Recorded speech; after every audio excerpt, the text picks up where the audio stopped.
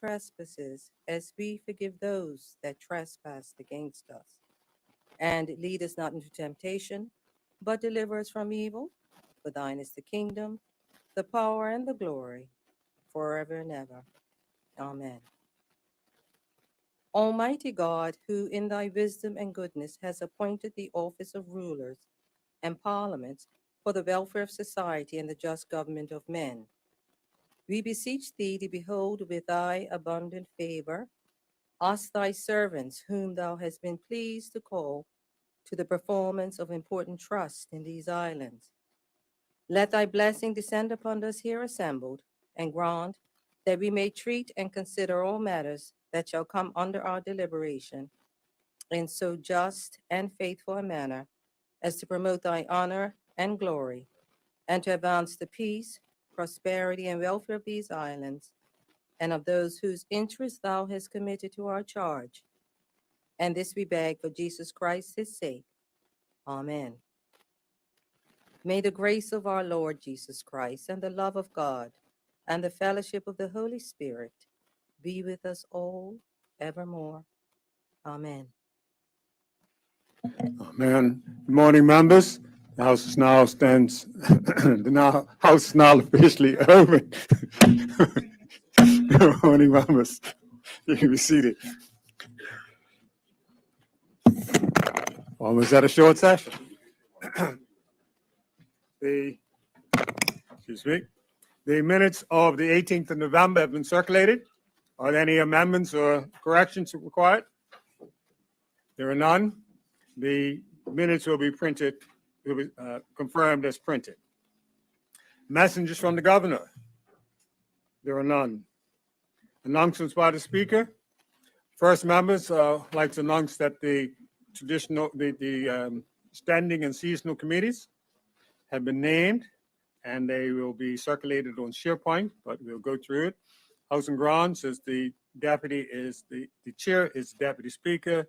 Members include Mr. Scott Simmons, MP Scott Simmons, MP Chris Famous, MP Jerry Richardson, MP Lawrence Scott, and Sergeant of Arms, and the clerk is, and Madam Wolf is the clerk to that committee.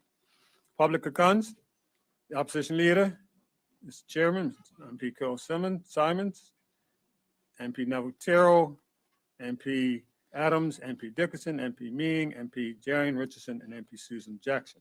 The deputy clerk is the clerk to that committee. Standing orders and privileges, it's the chair is the speaker, the premier, the opposition leader, the deputy speaker, the whips, the government whip, and the opposition whip, and Madam Clerk is the clerk to that committee. Office of the auditor, MP Terrell is the chair, MP Anthony Richardson, MP Caesar, MP Pearman, MP Fogo, and deputy clerk is the clerk to that committee. Regulations, MP Richardson, MP Lister, MP De Silva, MP Canada, MP Dickerson, and Madam Wolf, Madam Clerk is the clerk to that committee. Private bills, Deputy Speaker is the chair, MP Jamal Simmons, MP Adams, MP Pearman, MP Wade Simmons, Senator Hudson, and Senator Bow, and the clerk is Ms. Beal is the clerk to that committee. It's the assistant clerk. And the panel of chairs, the chair is the deputy speaker, MP Fogo, MP Famous, MP Lawrence Scott, MP Scott Simmons, MP Pearman, and MP Jackson. And the register of members' interest, chaired by MP Jamal Simmons, MP Anthony Wade, MP Jason Wade, MP D. Lister, MP R. Ming, Senator Al Simmons, and Senator R. Tucker. And the registrar for that is the Madam Clerk. Other announcements this morning, the Assistant Clerk, Mrs. Beal, is attending the CPA Overseas Territories Forum with Miss Susan Jackson, MP Susan Jackson, and Opposition Leader Cole Simons. The assistant clerk will also attend the CPA UK Branch Public Accounts Committee workshop for clerks. Members Anthea Simmons-Wade and Jamal Simmons have both indicated they'll be absent today. And for the public gallery, just to make it, now that we're back here, the public gallery still isn't fully open, but it's open by invitation, meaning we get invitation requests from school groups and similar groups to come and visit some of the proceedings. We're opening it up, but we're not open yet to the full acceptance of the public in the gallery yet, but by invitation only. Thank you. Those are the announcements by the speaker. We move on. The next item is message from the Senate. And I do have the message here from Madam President.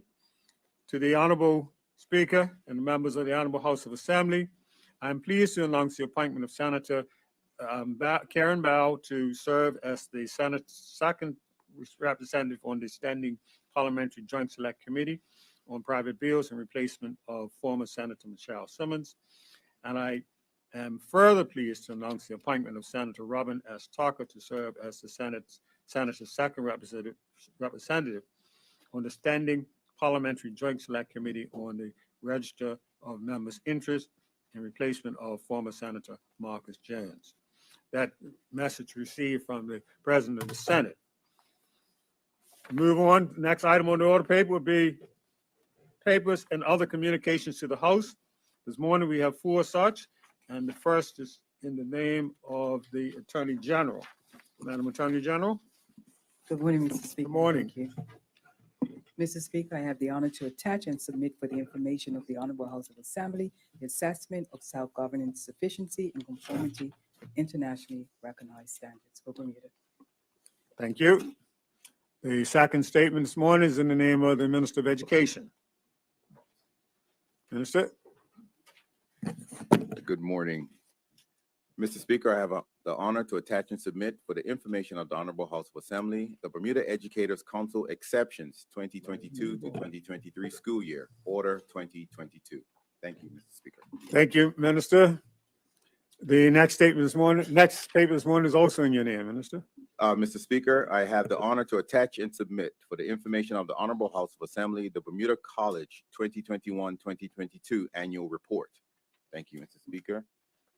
And the third is also in your name. And Mr. Speaker, I have the honor to attach and submit for the information of the Honorable House of Assembly, the Bermuda College Audited Financial Statements 2022.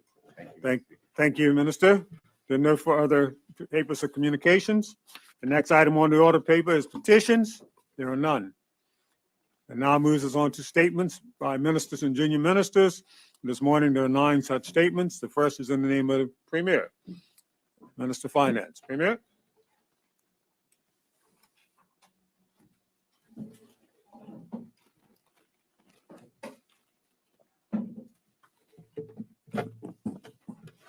Good morning, Mr. Speaker. Good morning.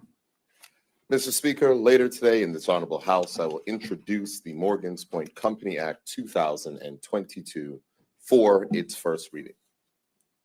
Mr. Speaker, the history of the Morgan's Point site is well known. Honorable members will recall that a previously little-known expanse of privately owned land in Warwick called Southlands became a rallying point for local conservation when 3 Bermudians purchased it and outlined plans to transform the site into a hotel. In April of 2011, the land at Southlands was swapped for land at Morgan's Point. That agreement set out the terms and conditions of the swap and was discussed in this honorable House as part of an act of the legislature to enshrine the permissions and rights of the land to the benefit of the developers. Mr. Speaker, at that time, the proposed development at Morgan's Point included an 80-room boutique hotel with 313 additional residences and a 325-room luxury hotel with 337 original residences. Mr. Speaker, that project was scaled down under the former OVA government, and by November 2016, it had been announced that construction had commenced on the Caroline Bay Marina with a view to having it open and operational in time for the America's Cup the following year.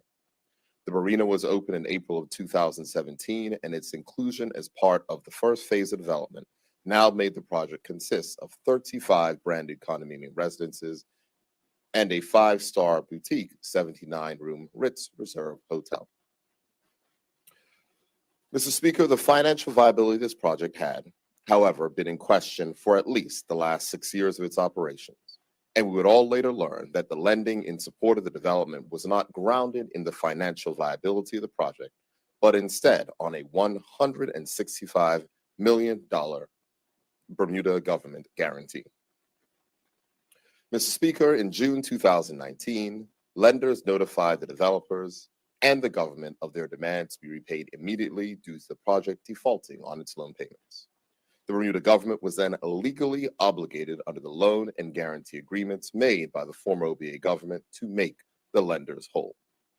We applied to the Supreme Court of Bermuda and were successful in appointing joint provisional liquidators over the operating company Georges Bay Limited. Mr. Speaker, the payment of the guarantee after the project failed was contractual, and the Bermuda government had no discretion but to faithfully fulfill its obligations. Following a Supreme Court process, provisional liquidators were appointed and have held the company and its assets as they sought to secure a way to monetize the assets to repay creditors, including the government of Bermuda. While that process is ongoing, to date, no bids have been received that would provide as high a value for the people of Bermuda as taking ownership of the assets with a view to future development. Mr. Speaker, it is important that honorable members, the people we represent to this honorable House, are reminded of the facts surrounding this project. Mr. Speaker, it is important that honorable members recall that a $165 million guarantee for this project was not supported by the then opposition Progressive Labor Party in 2016. Mr. Speaker, it is important that honorable members recall that this failed project was already in breach of its lending agreements prior to the 2017 election. Mr. Speaker, it is important that honorable members recall that this government was prudently managing the public purse and did not have to raise a debt ceiling until we were forced to borrow $200 million to fulfill the guarantee obligation entered into by the former OBA government. Mr. Speaker, it is important that honorable members know that to date, this government has had to spend over $210 million of taxpayer dollars on this failed project. In addition, taxpayers have had to pay over $7.7 million a year in interest, more than the government's economic development budget this year, and over $22 million in the 3 years since this guarantee was called. Mr. Speaker, though taxpayers have expended in excess of $230 million, we have precious little to show for it. There is a site which has no finished buildings and a functional marina. What is most astounding is that the Bermuda government does not stand to gain back the full amount of land in exchange for the $165 million guarantee and extra fees and interest incurred. Why, Mr. Speaker? Because the former OBA government did not put the guarantee over all of the land, just the land that was under construction for the hotel, residences, and marina. Mr. Speaker, this means that the entirety of the peninsula at Morgan's Point was not covered by the guarantee and therefore currently out of reach of the government. To repeat, Mr. Speaker, the guarantee, $165 million guarantee, did not cover all of the land that was exchanged for Southlands, and the majority of the land at that site is not being returned to the government of Bermuda at this time. Mr. Speaker, despite that staggering level of incompetence in not securing all of the exchanged land against the guarantee, the Bermuda government will have recourse to the limited hard assets at the project site. Accordingly, in this case, we will satisfy the majority of our secured loans by transferring the assets of Georges Bay Limited to a government-owned company to be called the Morgan's Point Company. The powers of this company are supported by the legislation that will be tabled later today on behalf of this PLP government. The Morgan's Point Company will be created, and a commercially focused board will be appointed charged with managing the site to secure a return for the taxpayers of Bermuda. Mr. Speaker, the goal moving forward is simple. We want to put the land on which the failed project sits into productive use and to generate cash returns that will eventually return funds to taxpayers. Today's tabling of the Morgan's Point Act 2022 is the first step in that journey. And despite the painful and expensive history of this project, I look forward to sharing more details with honorable members during the debate on this important bill next week. Thank you, Mr. Speaker. Thank you. Thank you, Mr. Premier. The next statement this morning is in the name of the Deputy Premier. Deputy Premier, would you like to put your statement? Thank you very much, Mr. Speaker, and good morning to members of the Assembly and to the listening public. Mr. Speaker, today I rise to inform the House of Assembly of the making of the Bermuda's first protected conservation areas, PCAs. Mr. Speaker, the PCA process was introduced in 2021 under Section 25A of the Development and Planning Act 1974. PCAs were introduced to allow for the designation of areas of special protection, such as 1, the protected plants and animals and their habitat; 2, to preserve an area in its natural state by limiting development; 3, to preserve natural or historical monuments; or 4, to protect arable land. PCAs differ from other mechanisms under the Act to protect land and buildings in that once made, a PCA can only be removed, either whole or in part, by approval of the legislature. This process can therefore afford a greater degree of protection in the long term. Mr. Speaker, I am pleased to confirm that on the 31st of October 2022, PCAs were made via the Development and Planning Fifth Schedule Amendment Order 2022 in 2 locations, Riddles Bay, Warwick, and Whitecrest Hill, Smith. Mr. Speaker, the PCA for Riddles Bay comprises 16.6 acres of the former golf course, which is now designated as a nature preserve, to be allocated principally for plants and habitat for local wildlife. This PCA followed a special development order which approved a low-density residential subdivision of 18 lots. Mr. Speaker, the PCA at Whitecrest Hill comprises areas totaling 3.4 acres, which are now designated as open space preserve to remain as such in perpetuity for the enjoyment of the public. The PCA followed a subdivision approval of 13 residential lots. Mr. Speaker, to make both of these PCAs, especially in the case of Riddles Bay, represents significant public and environmental benefits and demonstrates what can be achieved through the planning process. Mr. Speaker, to this end, I would like to recognize and applaud the efforts of the developer, Castile Holdings, who have invested over $1 million on landscaping work across the wider Riddles Bay Gardens and Nature Reserve, which has resulted in the planting of over 2,000 trees and the removal of numerous invasive species. Mr. Speaker, the making of these protective conservation areas is a key step in the ongoing efforts to protect and enhance the natural environment of Bermuda.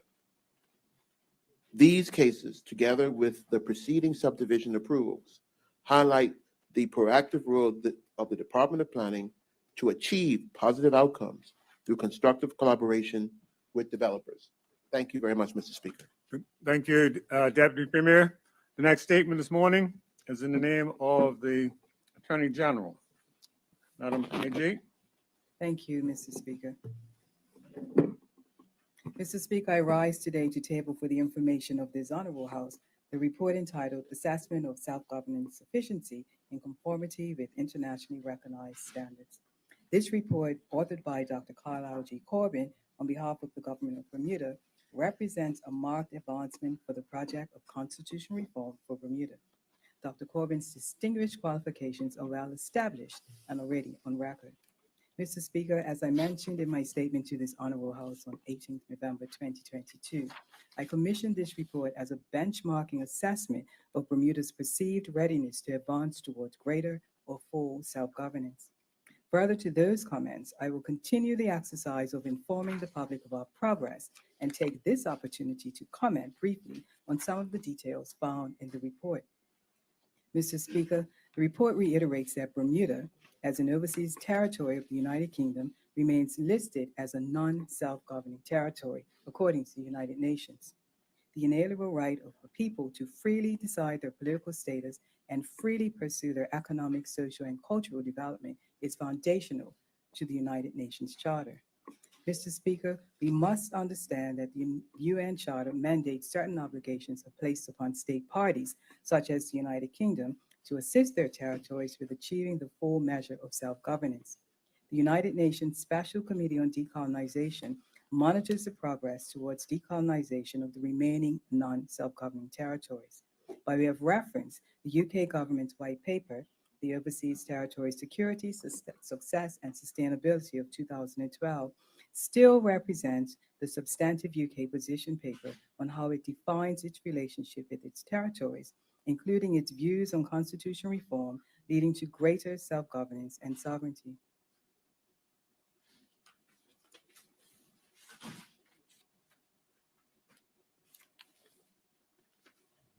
Mr. Speaker, despite perceptions that Bermuda has a high measure of internal self-governance, we remain subject to dependency governance status in international law. The Bermuda Constitution Order 1968 acts as an instrument of unilateral authority and an instrument of delegated authority for the purposes of determining the distribution of power locally under the sovereign. Mr. Speaker, just as independent small island states such as Barbados consider their continued constitutional relationship with the UK sovereign, it is timely that Bermuda too resume the evaluation of our position and relationship with the United Kingdom under our existing constitutional arrangements.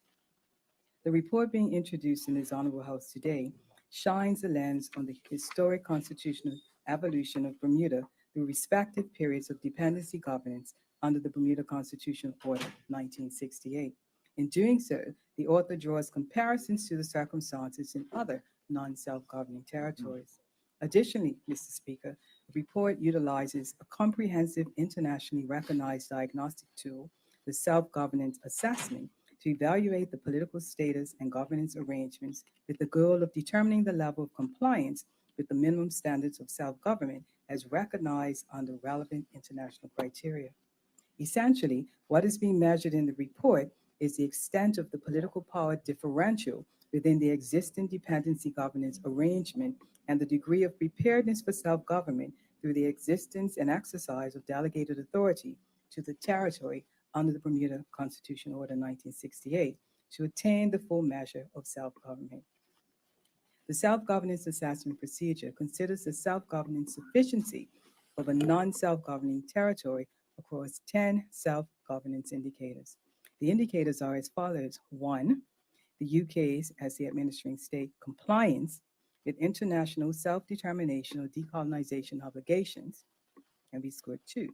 Indicator 2, level of unilateral applicability of laws to the territory.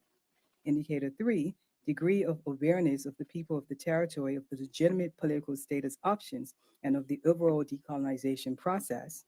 Indicator 4, the right of the people to determine the internal constitution without outside influence. Indicator 5, extent of evolution of governance capacity through the exercise of delegated internal self-governance.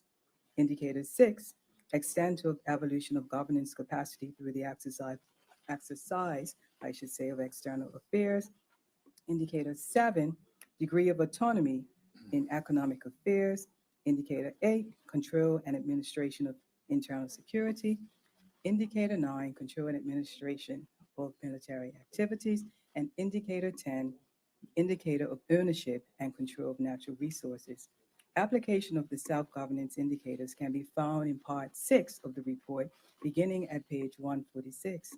Bermuda's self-governance sufficiency is evaluated on a sliding scale of 1 to 4. A score of 1 represents the lowest level of preparedness for self-governance, and a score of 4 being indicative of the highest level of preparedness for self-governance for the specific self-governance indicator concerned. Bermuda's scoring across the 10 self-governance indicators demonstrates that we have not achieved preparedness for the full measure of self-governance under any of the indicators. Bermuda is scored 2 for 5 of the indicators and 3 on the remaining 5 indicators. The rationale for the scoring is explained fully within the report, which I would refer honorable members and the public at large to read in detail. Mr. Speaker, to be clear, this report does not make recommendations on the path or mechanisms for how Bermuda should approach gaining a full measure of self-governance. Those discussions and the framing of any such steps are reserved for the decision of the Cabinet. In closing, Mr. Speaker, the government's commitment to the wider exercise of constitutional reform is underscored by a mature approach to discussions with the UK government about self-determination for Bermuda, alongside public engagement at home through wide-ranging community discussion and education. Thus, I am pleased to provide the report to this honorable House and to the public to ensure the greatest degree of public engagement can be achieved. The commissioning and distribution of this report signifies an important first step among many that will be taken to achieve long overdue and much needed constitutional reform in Bermuda. Thank you, Mr. Speaker. Thank you, Madam AG. The next statement this morning is that of the Minister of Works. Minister, Good morning, Mr. Speaker. good morning. Mr. Speaker, outlined in the government's platform of 2017 were a number of commitments made that were designed to enhance the lives of our citizens. Specific to the Ministry of Public Works, the government committed to reviewing the current system for handling water and wastewater, and to work with the private sector to facilitate systems that would properly treat sewage waste across the island, which also includes the 2 municipalities. As many in this House today and the listening public are well aware, the government has begun this endeavor by implementing the previously announced Water and Wastewater Master Plan, which began in the summer of 2020. Since the announcement of Phase 1 of this plan, which is the Bermuda Land Development Company Water and Wastewater Infrastructure Project, a $30 million plan, the progress has been remarkable, and kudos must be given to the technical officers within the ministry and the hardworking contractors for their diligence in bringing this phase to this point. Mr. Speaker, as I've recently said before in this House in another ministerial statement, the roadworks associated with this project, mainly the multiple trenching projects on Southside Road and along the main road in St. George's Parish, are tentatively set to conclude by the end of this month. The overall BLDC project is expected to be completed within the first quarter of 2023. This is a delay from the original date of December 31st, 2022, which is being caused primarily by site supply chain delays, where in some instances, equipment and supplies that used to take 4 weeks to deliver are now taking 10 weeks or more. While this is unavoidable, I'm pleased to report that so far we are still within budget. Mr. Speaker, concurrently with the BLDC project, the ministry, in partnership with Balco and various private contractors, has been installing brand new high-density polyethylene pipes and polyvinyl chloride ducts at various locations around the island for the purpose of future alignment of the overall water and wastewater master plan and the desperately required infrastructure upgrades. This method of preparing infrastructure before the completion of the master plan allows the government to enact cost savings by installing new underground assets for a fraction of the cost it would have been otherwise. These are assets the government can recoup from later in the form of leasing to other utilities or to make use of itself for additional services to the public. Mr. Speaker, as aforementioned, the master plan is extremely vast, encompassing a number of phases and projects, one of which is establishing a water and wastewater regulatory framework. Mr. Speaker, the Ministry of Public Works is currently reviewing the country's water sector and regulatory structure. This exercise also includes a review of similar countries and how their water sectors are organized and regulated. Honorable members of this House and the listening public may recall in September and October of this year, through workshops with key stakeholders, online posts on the Bermuda Citizens Forum, social media live events, radio interviews, and other outreach channels, the ministry completed this initiative's first consultation phase. The objective of the consultation is to engage stakeholders, including the public, to ultimately develop recommendations to improve the island's water and wastewater regulatory structure. The government has identified certain current and future risks concerning the industry and engaged major industry stakeholders and the public to determine their view of the state of the industry to help guide regulation moving forward. Mr. Speaker, counter to what some on the opposite side may have said recently in the media, this ministry believes in transparency and informed facts to make the best decisions possible. With that being said, Mr. Speaker, the Ministry of Public Works is now soon to complete 3 reports on 1, a regulatory authority structure, 2, water quality standards, and 3, wastewater quality standards, all based on the feedback received from the general public and stakeholders. These 3 reports will be the basis of the second round of public and stakeholder consultation, which is expected to begin early next year. Mr. Speaker, these major infrastructure upgrades designed to enhance the lives of residents are not going unnoticed internationally either. The Bermuda government was recently awarded a National Government Leadership Award by the Alliance for Polyethylene Pipe, which recognizes the valuable work of the Bermuda government in the implementation of the Water and Wastewater Master Plan, the correct use of PE pipes, and the great work of the BODC in facilitating the startup of a fusion training and certification protocol for the island. Mr. Speaker, I'd like to remind this Honorable House, as articulated in the legislative year's throne speech, the government will continue to prioritize improvement of Bermuda's infrastructure. The completion of Phase 1 of the Water and Sewage Infrastructure Master Plan in March 2023 will see the installation of a new sewage treatment system, water production facilities, and the associated distribution system. These improvements will prevent the contamination of our inshore waters and treasured local beaches. Mr. Speaker, so what does all of this mean to the people of Bermuda? To put it in perspective, a few facts. 16 miles of piping has been laid in slightly more than 5 miles of trenching in St. David's and St. George's. 1,500 feet of that piping is underwater from Severn Bridge to Stokes Point Road. A new wastewater treatment plant has been installed but not yet commissioned. A new reverse osmosis plant has been installed. 8 lift stations for sewage, 10 water pumping stations. A new water storage tank for St. George's, 110,000 gallons. Removal of sewage outfall in St. George's. New reclaimed water supply for use as irrigation at St. Regis. Control and monitoring system for all infrastructure. 3 standby generators for essential operations of the plants and pump lift stations. And of course, the contractors who have done the work. Mr. Speaker, virtually every trenching firm in the country has been engaged in this project, from Alternate Concrete Solutions, D&J Excavating, Invisible Trenching, Island Construction, and Smith Excavating. Several other firms have been involved with the works, including Christen Constructing, H&H Plumbing, Burroughs Plumbing, Richardson and Wright Construction, and P&M Electrical.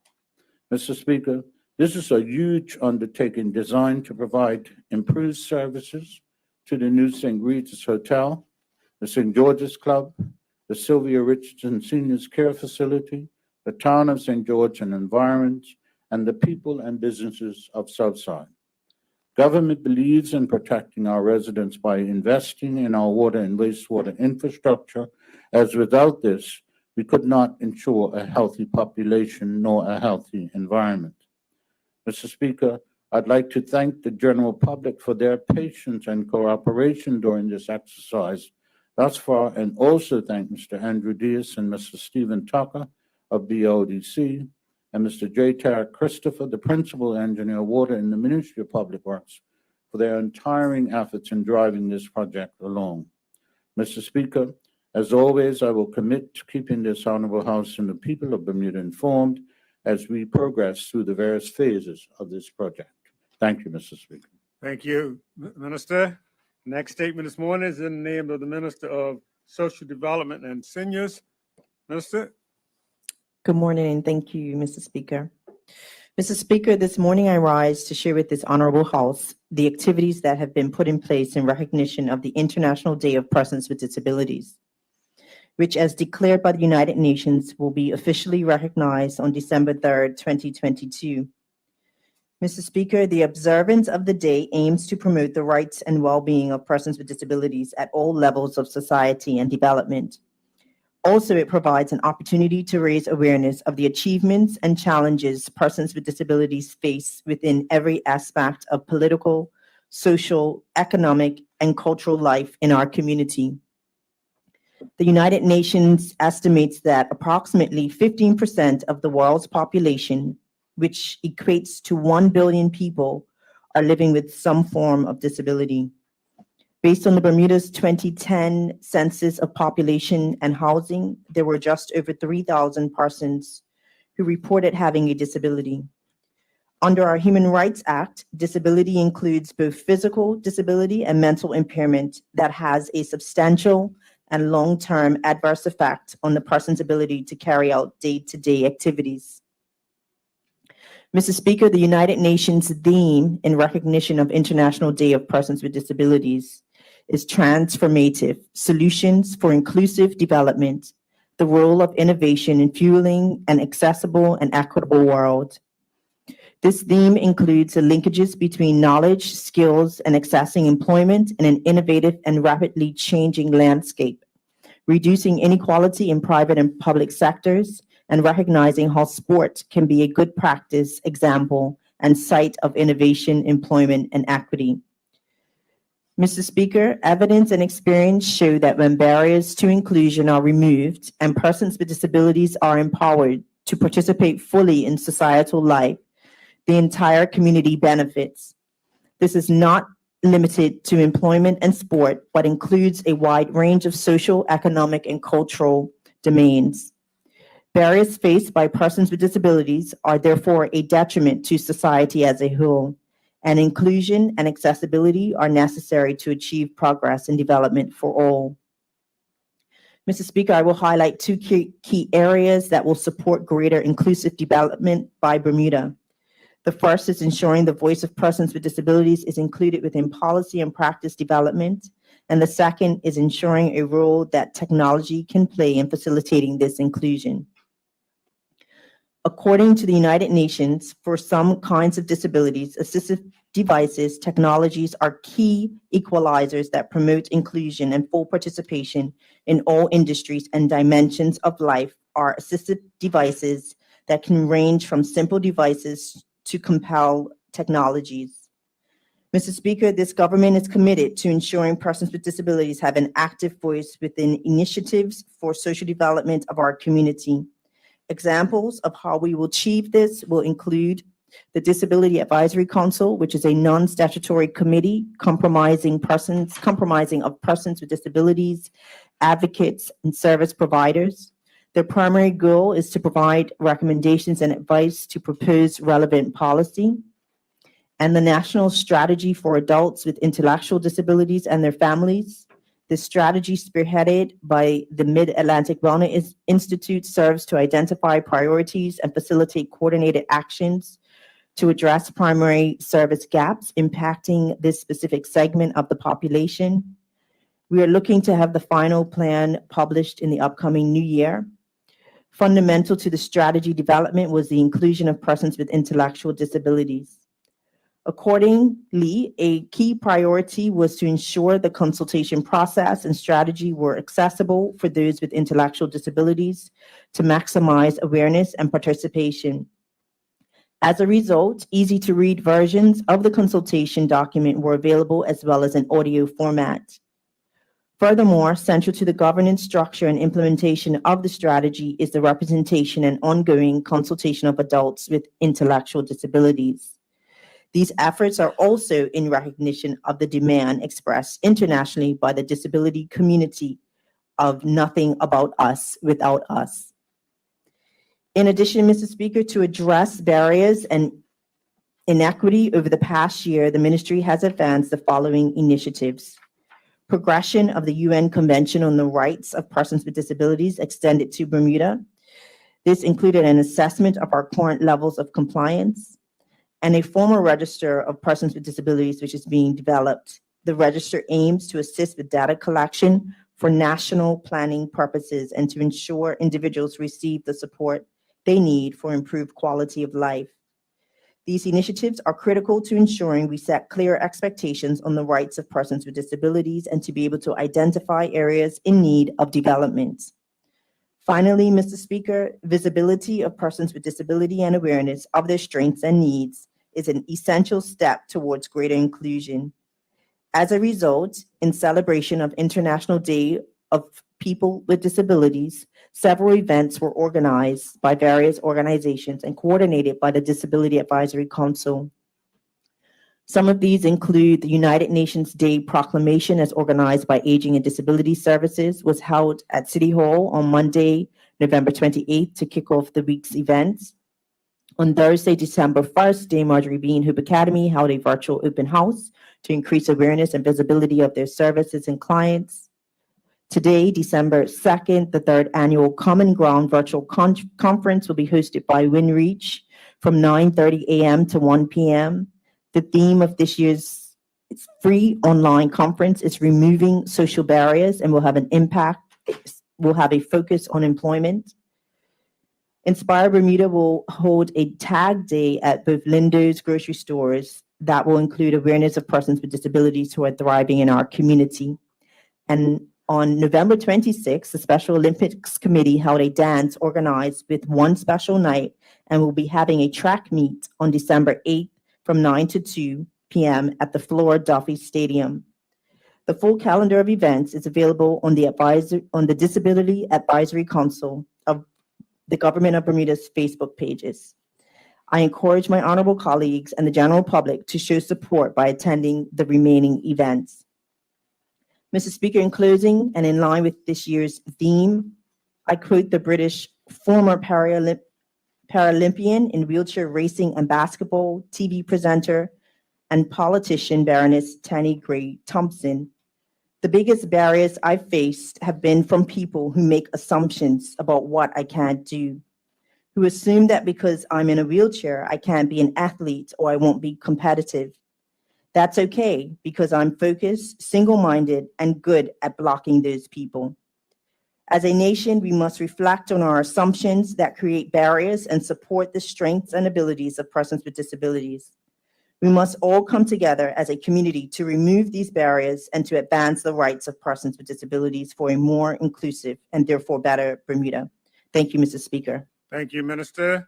The next statement this morning is in the name of the Minister of Economy and Labor. Minister? Good morning, Mr. Speaker. Mr. Speaker, I am excited to share with this honorable House the Ministry of Economy and Labor's intention to establish a National Workforce Development Advisory Board that will carry out the critical leadership functions of the Workforce Development Plan.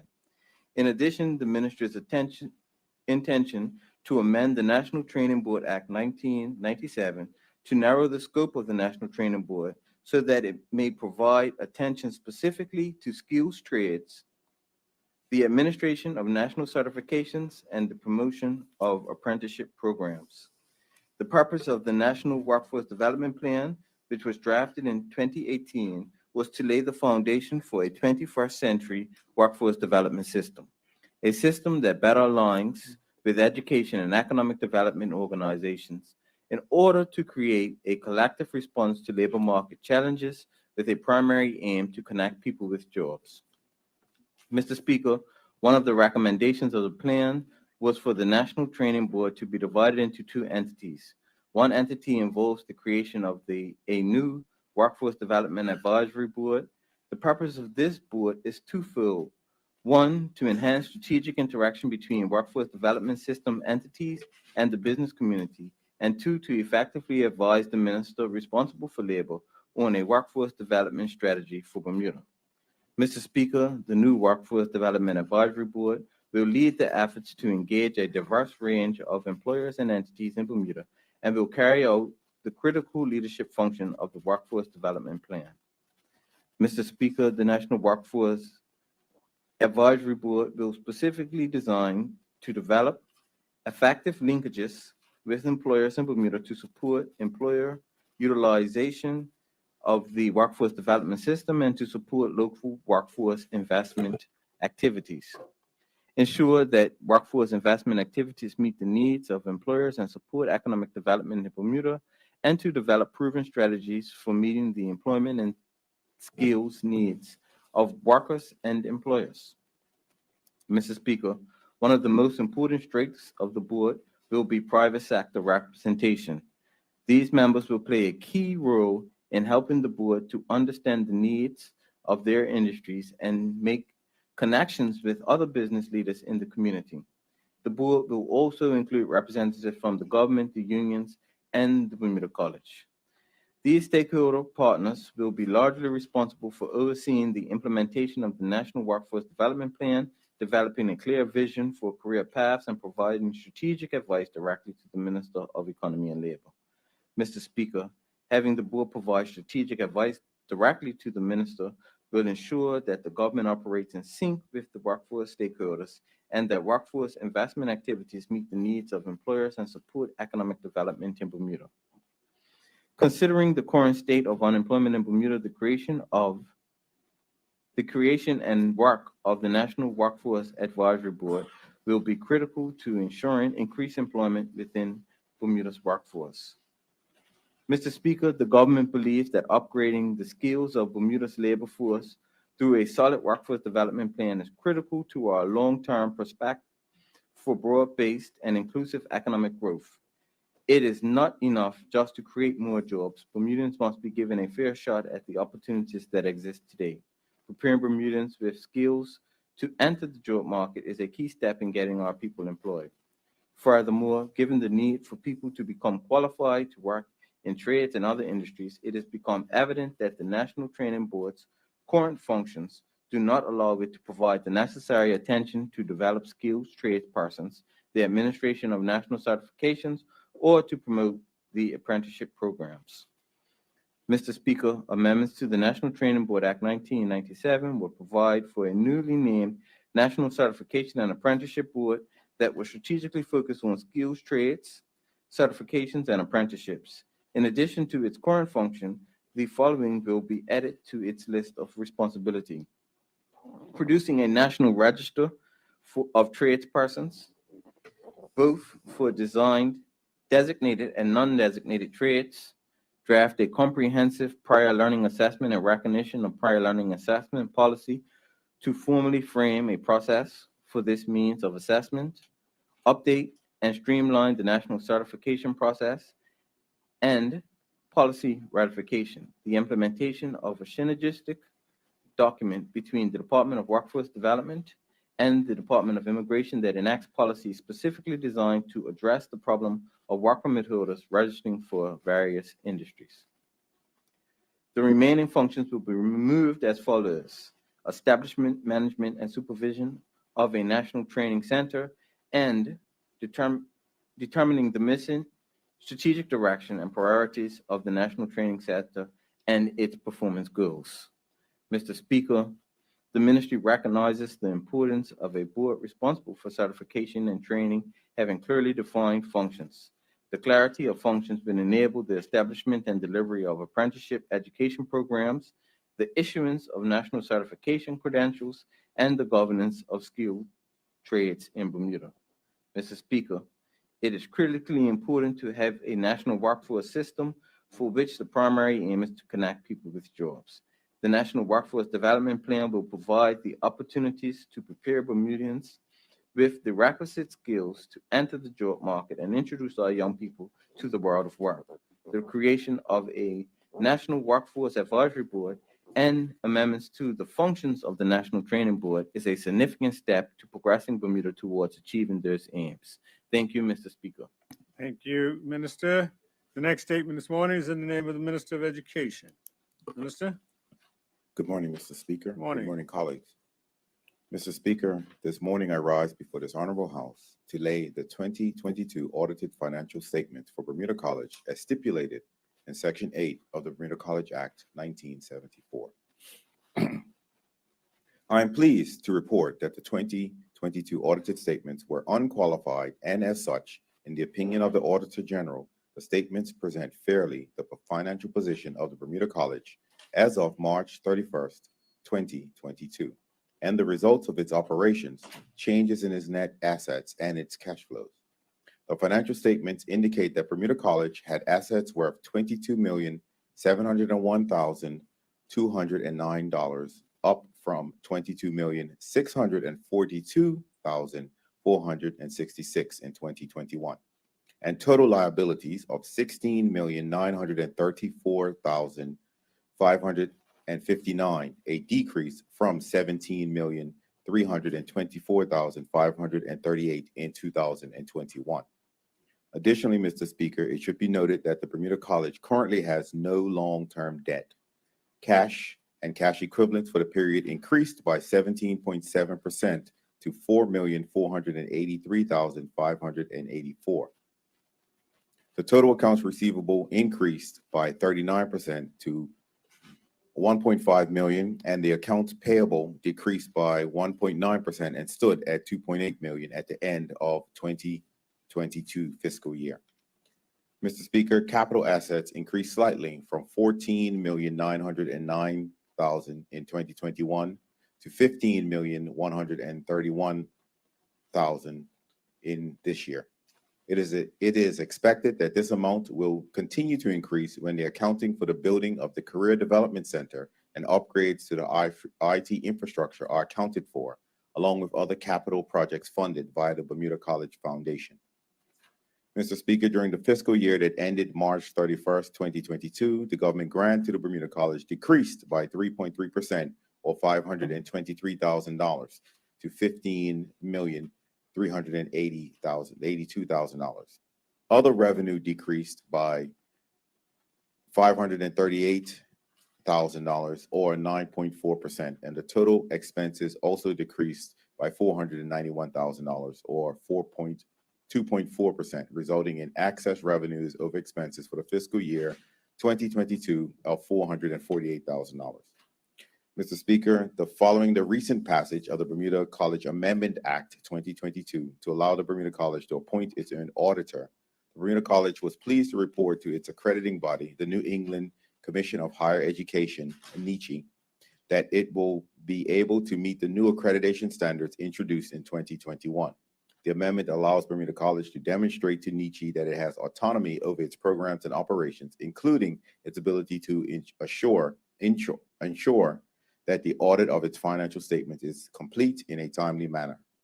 Mr. Speaker, in closing, acknowledgement and thanks is given to KPMG and Ms. Heather Thomas and her team at the Office of the Auditor General for the timely production of Bermuda College audits. Thanks are also given to Mr. Dwight Ferbert, former VP of Finance and Operations at Bermuda College, and his team under the leadership of President Dr. Duranda Green for ensuring that the Bermuda College's audits remain up to date. Thank you, Mr. Speaker. Thank you, Minister. Minister, the next statement is also in your name. Would you like to present that? If it pleases you, Mr. Speaker. Continue on. Mr. Speaker, this morning I rise before this honorable House to table the annual report of the Bermuda College for the year 2021-2022 as required under Section 8(2) of the Bermuda College Act 1974. One of the main functions of the Bermuda College Board of Governors is to produce the annual report and audited financial statements of the college. In 2021-2022, annual report highlights several key achievements of the college as it seeks to fulfill the board objectives outlined in its 5-year strategic plan, Vision 2023, delivering success. The fact that there is such a significant progress in all 6 strategic priorities, student success, campus culture, human capital, diversification of revenue and partnerships, infrastructure, and marketing and branding, testifies once again the resilience and dedication and resourcefulness of the faculty and staff at Bermuda College. The college celebrated 127 graduates in spring 2021 commencement ceremonies January and May. I believe they should say spring 2022 commencement ceremonies, January and May, representing a 16% increase in graduate numbers from spring 2020. Or perhaps it should say 2021. 4 students also received baccalaureate degrees in business from the college's longstanding partnership with the Mount St. Vincent University. Mr. Speaker, I'm also pleased to report on the encouraging performance of our public high school dual enrollment students at the Bermuda College. 45 students successfully completed the academic year. They had the dubious distinction of being the first dual enrollment cohort to begin the academic year in a completely remote learning environment.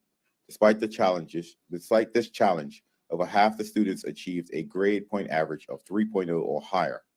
And in May 2021 commencement ceremony, 16 students graduated weeks before receiving their high school diploma. As part of the public high school's Career Pathways program, 78 high school students were awarded the City and Guilds Entry Level 2 Employability Skills Certificate, and a further 10 students earned the Certificate for Nursing Assistants, CNA, through the college's Athora Division of Professional and Career Education, APACE.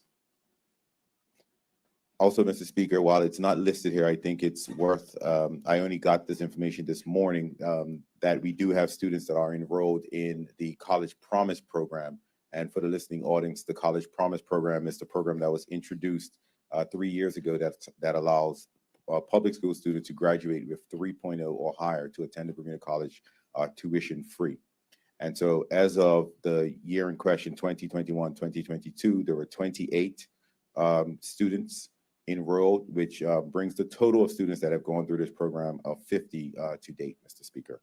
And of that 50, 16 have graduated, 20 are still enrolled in the Bermuda College, 8 have forfeited their College Promise scholarship due to low GPAs, and 46% of the students who started in 2020 attained president or vice president's honors in fall 2021. Mr. Speaker, there were more than 1,300 registrations at the Athora Division of Professional and Career Education courses and programs during this reporting period. In-person registrations declined, but this decrease was more than offset by a tremendous increase in registrations for hybrid and online courses. This increase in online courses earned APACE an impressive top 5 ranking throughout Canada, United States, and the Caribbean for generating registrations for Learn Online courses, the largest continuing education association in the world, serving more than 550 higher education institutions. Mr. Speaker, this year, 2 new external partners were added to the slate of articulation agreements or transfer pathways that benefit Bermuda College graduates. Thomas College in Maine and Cape Breton College in Nova Scotia. Thomas College will recognize all 3 credit courses successfully passed at Bermuda College for transfer into any of its corresponding baccalaureate degree programs.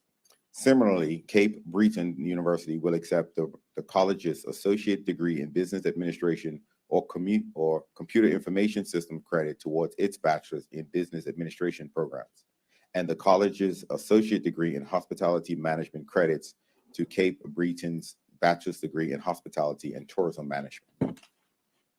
Mr. Speaker, the college is indebted to the Bermuda College Foundation and its donors for their commendable efforts in raising funds and forging productive relationships with businesses, industry, and individuals. Their tireless efforts have yielded tangible results: upgrades to the college's facilities and equipment, increased financial awards and scholarships for students, and reconnection with the community and the college's alumni. Mr. Speaker, a total of $718,942 supporting 356 students through financial awards, scholarships, and needs-based funding during this reporting period. Included in this amount is a $300,000 government grant from the Ministry of Education for its 5th consecutive year as part of government's ongoing commitment to providing financial assistance to those students desirous of fulfilling higher education or career goals. Mr. Speaker, despite these positive outcomes, overall enrollment in credit programs fell by 16% in fall 2021. Enrollment for in-person courses declined significantly, but online and hybrid learning reflected tremendous growth in the division's online registrations, as local professionals from all sectors turned out to the APACE division for online solutions for their professional and continuing education needs. The normalization of integrated technology, implementation of online learning, and the adoption for non-traditional learners are all essentially trending towards permanence. Mr. Speaker, as a result of discussions between the Office of the Vice President of Academic and Student Affairs, and Georgia State University Foundation, the Georgia State University Foundation will now award up to $15,000 to a Bermuda College graduate internship, and the provision of scholarships for graduates to attend St. John's University will also increase as a result of successful ABEAR insurance courses. Mr. Speaker, the Division of Nursing and Allied Health launched its new diagnostic imaging technology program with 10 students in fall 2021 and celebrated its first pre-med graduate, a dual enrollment student who has been accepted into the third year of the medical program at St. John's University, Grenada. In addition, there has been a 100% student success rate in the Associate of Science Nursing program. The division's application for candidacy to the Accreditation Commission for Education in Nursing was accepted for accreditation of the Associate of Science Nursing program. The next step is to host a site visit in spring 2023. The Division of Nursing and Allied Health also launched four new courses: medical ethics, medical terminology, pathophysiology, and Spanish for healthcare workers in collaboration with the Division of Arts and Science and Business, Hospitality, and Technical Information. Mr. Speaker, the facilities management and security staff played a critical role in the construction of the new Athene Career Development Center, CDC. The college's HVAC system in the IT data center was upgraded, and the lecture hall in Hollett Hall was completely renovated. New HVAC air purification systems at the College Center and West Hall were introduced to improve air quality while reducing airborne virus transmission rates. The HVAC controls in North Hall and Brock Hall were upgraded as part of a multi-phase project to have all buildings on campus controlled through automation. Mr. Speaker, I am pleased to note the college produced its 2021 audit package on schedule and received an unqualified opinion. Bermuda College has maintained the timely completion of its audits and remains current with the production of its financial statements. Mr. Speaker, I invite this honorable House and the listening public to read through the annual report for details of the Bermuda College's accomplishments and successes in the 2021-2022 reporting period. I want to take this opportunity to commend the hard work and commitment of the board, the executive, administration, faculty, and staff at the Bermuda College for another year. And as I close, I want to encourage the general public to take advantage of the various courses and programs offered at the Bermuda College. There are many paths. Discover yours. Thank you, Mr. Speaker. Thank you, Minister. The final statement this morning is in the name of the Minister of Health. Minister? Thank you. Good morning, Mr. Speaker. Morning. Mr. Speaker, honorable members, 32 months ago, a state of emergency was put in place in Bermuda on the 1st of April, 2020. This following the arrival in Bermuda of the novel coronavirus that causes COVID-19 on the 18th of March, 2022. Excuse me.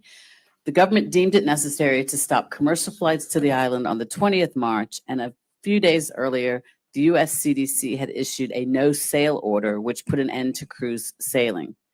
In Bermuda, the government Mr. Speaker, just a point of clarification. The Honorable Minister read in a statement, this followed the arrival in Bermuda of the novel coronavirus on 18th of March, 2022. Shouldn't that be 2020? Minister? That is correct, Mr. Okay, thank you. In Bermuda, the government took immediate steps to ensure our health system, including the island's only acute care hospital, would be capable of coping with the anticipated high levels of sick individuals and hospital admissions. Our safety measures included stay-at-home orders, remote learning and remote working, curfews, restrictions on group activities, and border controls. As all of us in this House know, and as I previously stated, health systems around the world struggled with millions of severely ill patients, often leading to particularly sad deaths, as family members could not spend precious last moments with loved ones suffering from COVID-19. Health systems were forced to withstand the pressure brought on by the original wild-type virus and also by successive waves of variants such as Alpha, Beta, Delta, and of course, most recently, Omicron. Fortunately for us in Bermuda, Mr. Speaker, it was only a year before vaccines such as Pfizer, Moderna, and AstraZeneca were approved for use. From January 2021 until June 2022, the Ministry of Health, working with many public sector and private sector partners, operationalized a mass vaccination campaign using the Pfizer vaccine supplied free of charge by the UK government. Mr. Speaker, as the public health emergency is now at an end, I want to take some time to reflect on our 32-month journey. Honorable members and the public may not remember those first few months of the pandemic when the government shifted into high gear immediately. For the Ministry of Health, it was a time of many unknowns, but some things we did know. We needed personal protective equipment, and we needed reliable and swift testing. Supplies were purchased on the basis of ensuring Bermuda was cared for as a whole, and procurement proceeded in that principle. Mr. Speaker, with respect to testing, the Caribbean Public Health Agency, or CARFA, which is located in Trinidad, was engaged for this important task, but was limited to 20 tests per week, and the results were received in approximately 5 working days. So the ministry engaged Helix Genetics and Scientific Solutions under the directorship of Dr. Desiree Spriggs, which produced results within 24 to 48 hours, which was a great feat at that time. The Cabinet Office stood up the Molecular Diagnostic Lab, and Bermuda established comprehensive community, traveler, and student testing supported by a contact tracing and case management program. These proved to be the tools we needed to counteract the novel coronavirus until and while our mass vaccination campaign got underway. Mr. Speaker, back in April of 2020, the emergency measures organizations, including representatives from the Chamber of Commerce, all Quangos, and nonprofit organizations, met regularly at the Police Recreation Club to execute on the government's plan to manage our way through the pandemic. The government was committed to keeping the public well informed, and as such held regular live weekly press conferences. Mr. Speaker, you will recall that little was known about COVID-19 initially, so we exercised considerable caution. In those early days, while the community stayed at home, except for the alphabet shopping, and got to grips with remote learning and remote working, I would like to remind everyone of all those workers who would not stay at home, but instead continued to interact with the public. Mr. Speaker, this included those working in healthcare, at grocery stores, gas stations, and pharmacies, in services such as corrections, the police, the regiment, and waste collection and disposal, third sector workers, and the public transportation operators. As we open to the outside world, I would add airport operations, customs, and immigration staff to that list. We tested regularly and instituted the traveler's first 14 days for residents and visitors alike arriving at LF Wade International Airport. Mr. Speaker, with more movement in and around Bermuda, social activities began again, albeit in smaller groups.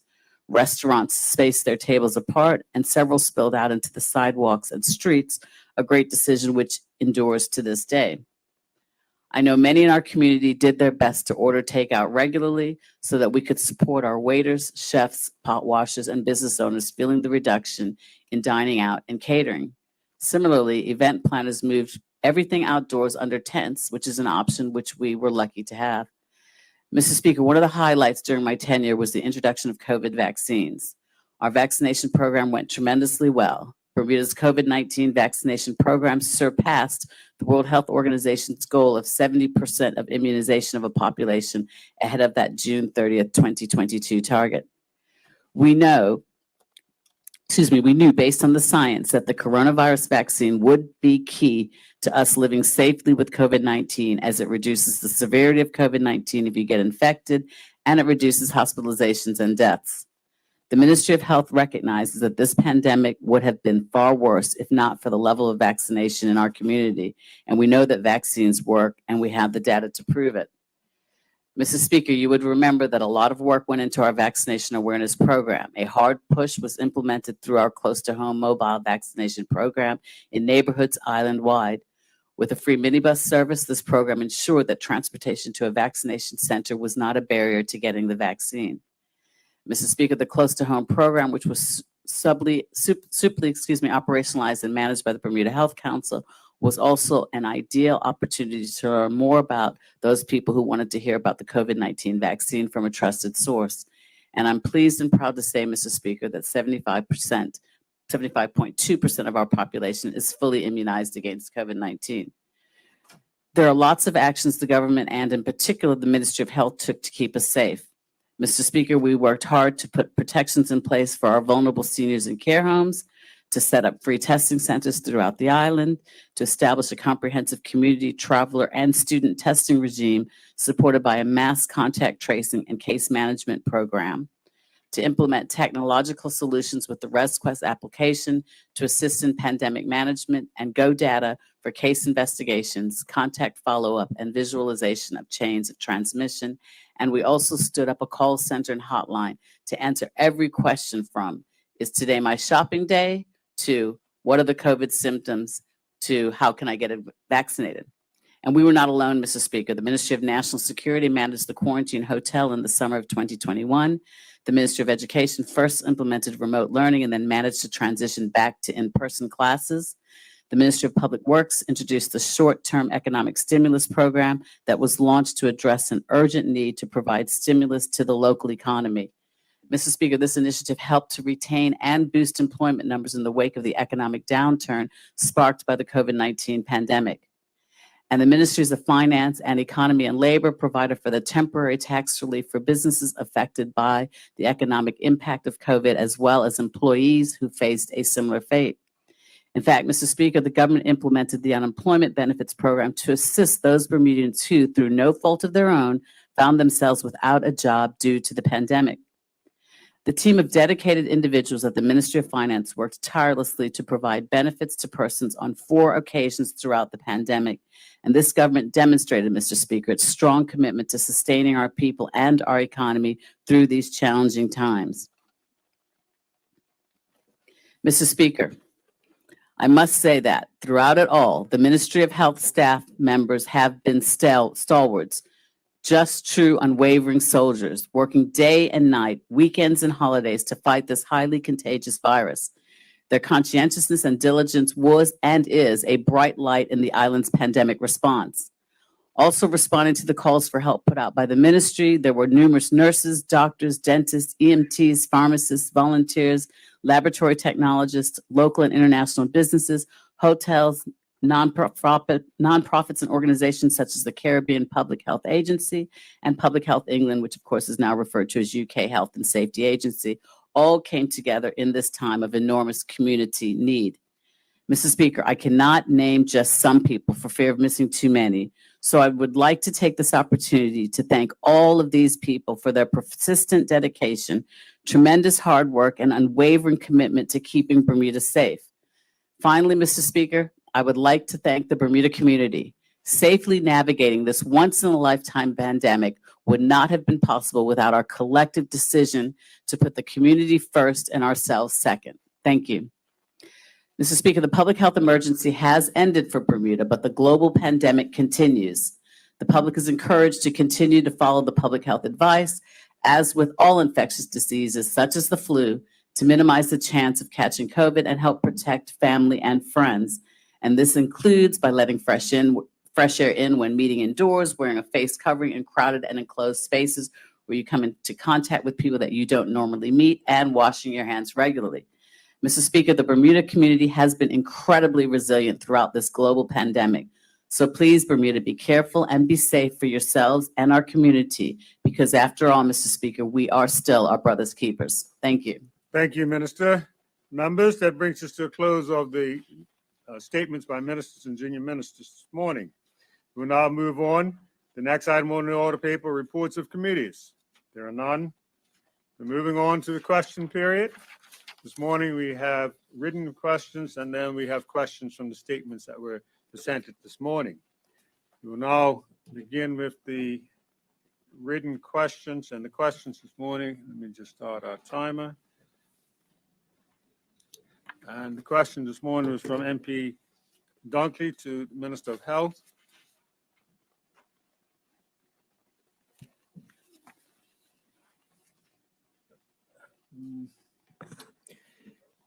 Thank you, Mr. Speaker. Yes, okay. Good morning, colleagues. The first question is an oral question, and there are 2 written questions. Yes. The first question, the oral question, will the Honorable Minister please provide for this Honorable House the full current contract with ResQuest as it relates to COVID services.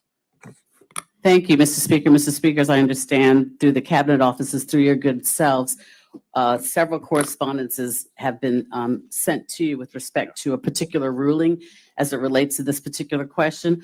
I would like to draw your attention, Mr. Speaker, to, Yes, what I just spoke with, just to save you, I just had a conversation with MP just now when he was here, and I've indicated that we're going to carry that for now until we have a further assessment of that. Okay? Thank you. The written questions? Mr. Speaker, can I just have some clarification on that? Because as you're aware, this question was originally posed in September. And at that time, when we had a sitting of the House at the end of September, the Honorable Minister, I was not at that session, but when I did come back to the island, I asked the Honorable Minister the reasons why the question wasn't answered at the last session, because it was a written question at that time. The Honorable Minister said it was too broad, and so I simplified it to get here. And now, after this question's been in for some weeks now, we're still seeking a ruling. Can you, Mr. Speaker, give some timeline of when you might have? There's been a process for this, and we're still working through that process. As you know, there've been exercises to try and move it along, but there've been another identification of one of the other rulings that weren't given consideration to that we're now assessing. So let us just work through the process again, and you'll be informed very quickly on that. Okay, thank you, Mr. Speaker. But I'm not aware of any process to move this along. This is the first I've heard today. Okay. Well, we've got you from the original September question, which got you to today's question. That was part of the process of getting it moved along and breaking it out a bit more. Okay? Okay, Mr. Speaker, it would seem quite simple just to table the contract. All right, no problem. With that said, the next two questions were the written questions, and you have received the answers to that. Derek, are they No, up on Mr. Speaker, SharePoint? I have not unless they just came through Are by they up on email. SharePoint? Yeah, there's parliamentary questions. See? Okay. It's up on the parliamentary responses on the parliamentary question now section on the SharePoint for you. I'll make sure you got a hard copy here as well, so you have that, okay? All right. Moving on, thank you for that, members. Moving on to questions from statements for today. The first question this morning to a statement is for the Minister of Works from MP Kenneneer.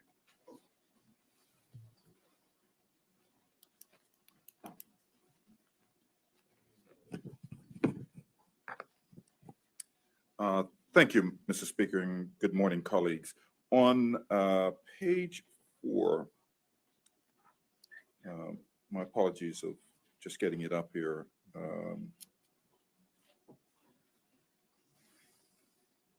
Yeah, on page 4, the minister mentions that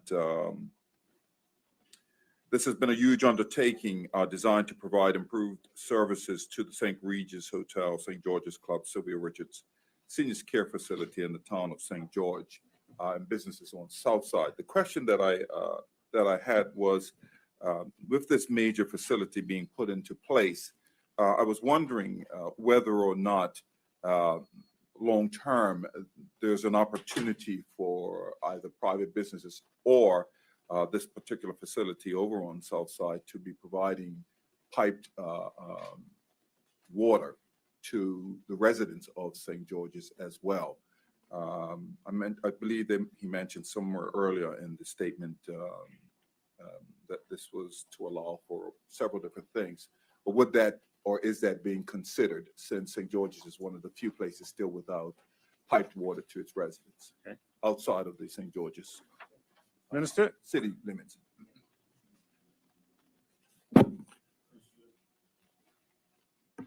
Mr. Speaker, the short answer is yes. That will come later. What will happen initially is the people that are currently being provided with water and sewage in St. George's will come online first, and then there'll be an opportunity for new people to come online. Supplementary? No. No further question? Oh, yes. Supplementary, sorry. Supplementary? Does that include St. David's as well? Yep. That's it? Okay, thank you. The next question, the next statement that has questions this morning is for the Minister of Economy and Labor. Minister, the opposition whip has a question for you. Thank you, Mr. Speaker. Good morning, Mr. Speaker, Good morning. honorable colleagues, and the listening public. The honorable minister in his statement said on page 2 of his statement referred to a system, and I'll read that out, Mr. Speaker. In speaking about the Bermuda National Workforce Development Plan, he spoke about laying down a foundation for the 21st century workforce development system described as that better aligns with the education and economic development organizations in order to create a collective response to labor market challenges with a primary aim to connect people with jobs. My question, could the honorable minister please clarify or describe what this system entails? Minister? Mr. Speaker, in 2018, the government rolled out a national workforce development plan. The National Workforce Development Plan describes the system of workforce development that the country aspires to move to. There are a number of components within that particular system. When we speak about workforce development, it can't be in isolation of the rest of the community. And so there are a number of players within the system.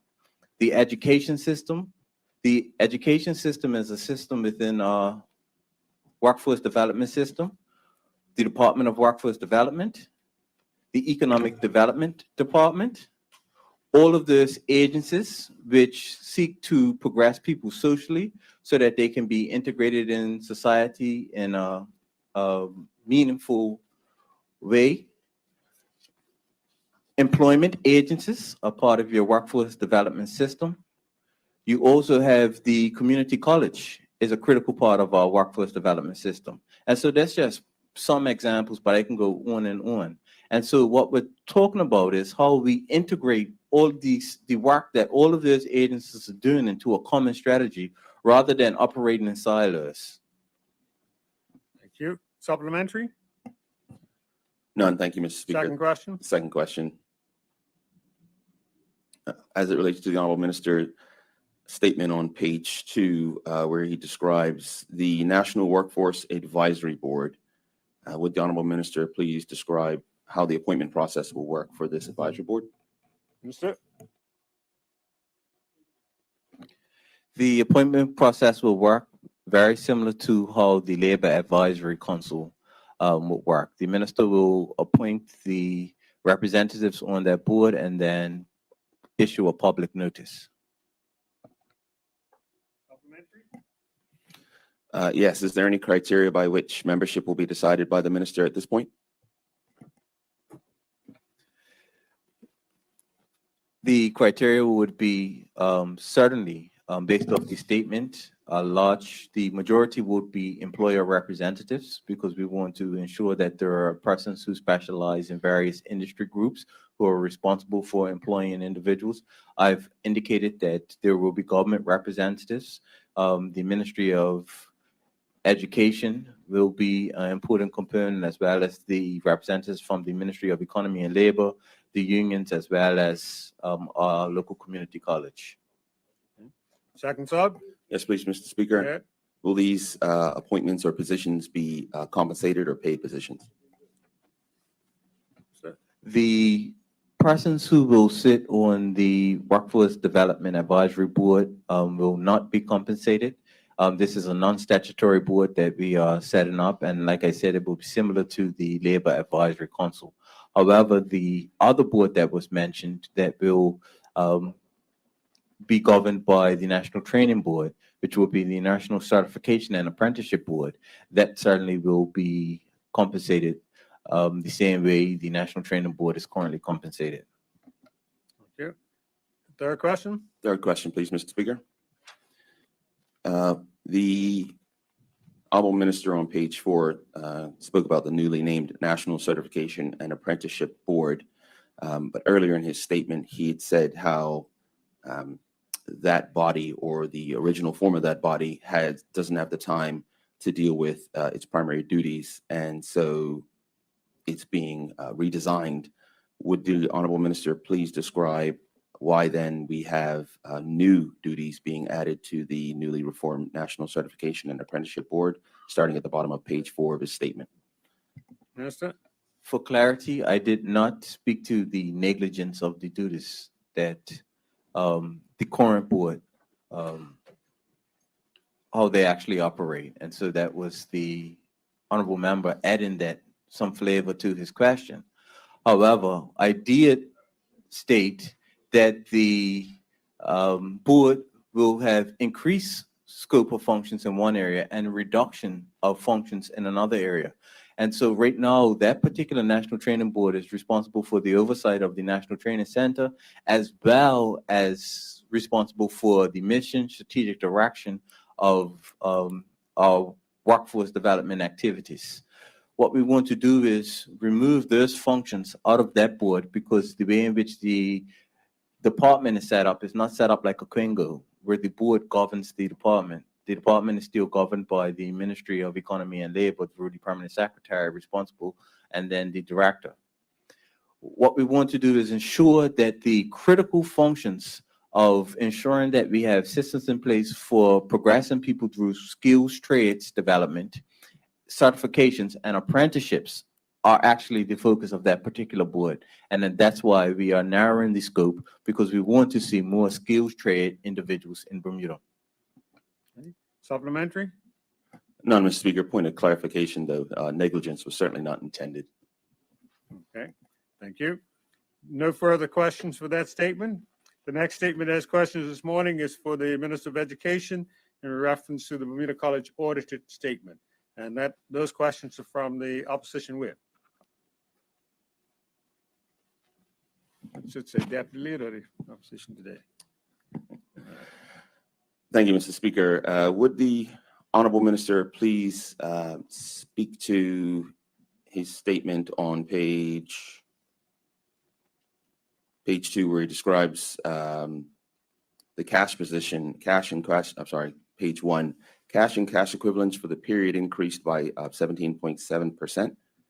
And whilst later on he describes a revenue decrease, could the Honorable Minister please speak to or describe why we saw such a large increase in the cash position? Minister? Mr. Speaker, I would ask that I be able to get back to the honorable member about that. Agreed. The minister's indicated he'll get the information and come back to us. Thank you, Mr. Speaker. Thank you, Honorable Minister. That's all I have. Oh, okay, thank you. And the last questions this morning is for the Minister of Health. Minister MP Dunkley has questions for you this morning. Thank you, Mr. Speaker. In regards to the minister's statement, on page 7, the Honorable Minister mentions at the end of the first paragraph, I'm pleased and proud to say that 75.2% of our population is fully immunized against COVID-19. Can the Honorable Minister clarify if that is 2 doses or 3 doses? Minister? Mr. Speaker, full immunization with respect to this reference is 2 doses. Supplementary? Yes, supplementary, Mr. Yeah. Speaker. Yes. Once you receive your second dose, how long do the health professionals say it will have some effectiveness in some level of protection against COVID-19? Minister? Mr. Speaker, as has been previously stated by the CMO, that the efficacy of the COVID starts to wane after time, which is why there's a strong suggestion for persons who qualify to receive the subsequent booster to effectively boost their immune system against COVID-19. Supplementary? Second. There is a supplementary based on that. The minister didn't say how long, it just gave an answer that it reduces the effectiveness over time. So my supplementary is, Mr. Speaker, based on the fact that it's 2 doses, which is in the 75.2% of our population. Does the minister believe now that that 75.2% has dropped down drastically? Because in my case, Mr. Speaker, my second dose was some time ago, and I'm sure the effectiveness has worn off. Minister?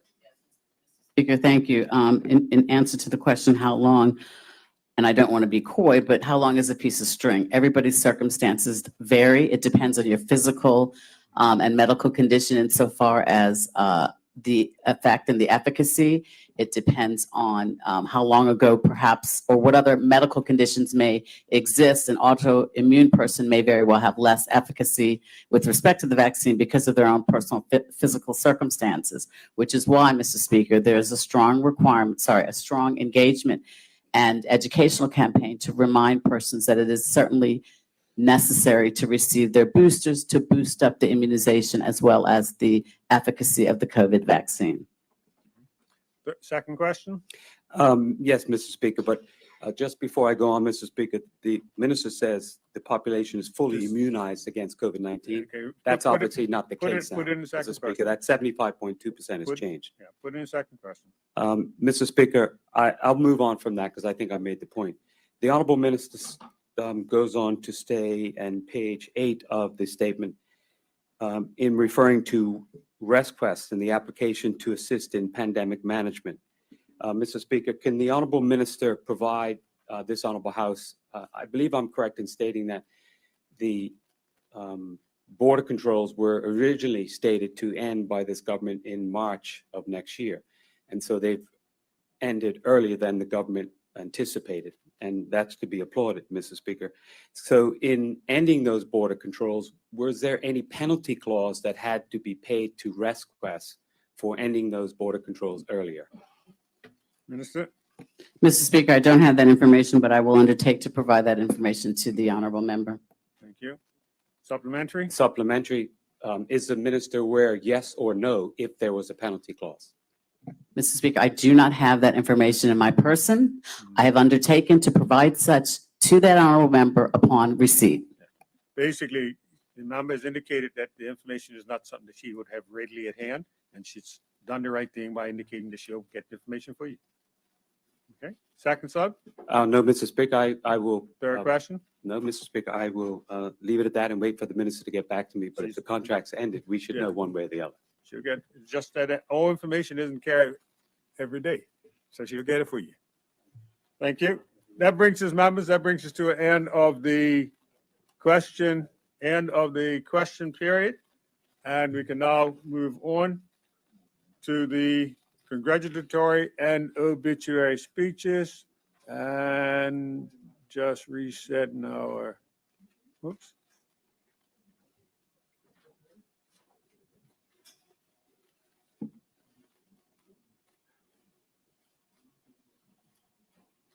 Clear. Okay, here we go. Now, would anyone, piece one, you on your feet for acknowledgement? Yes, Mr. Speaker. Okay, yes.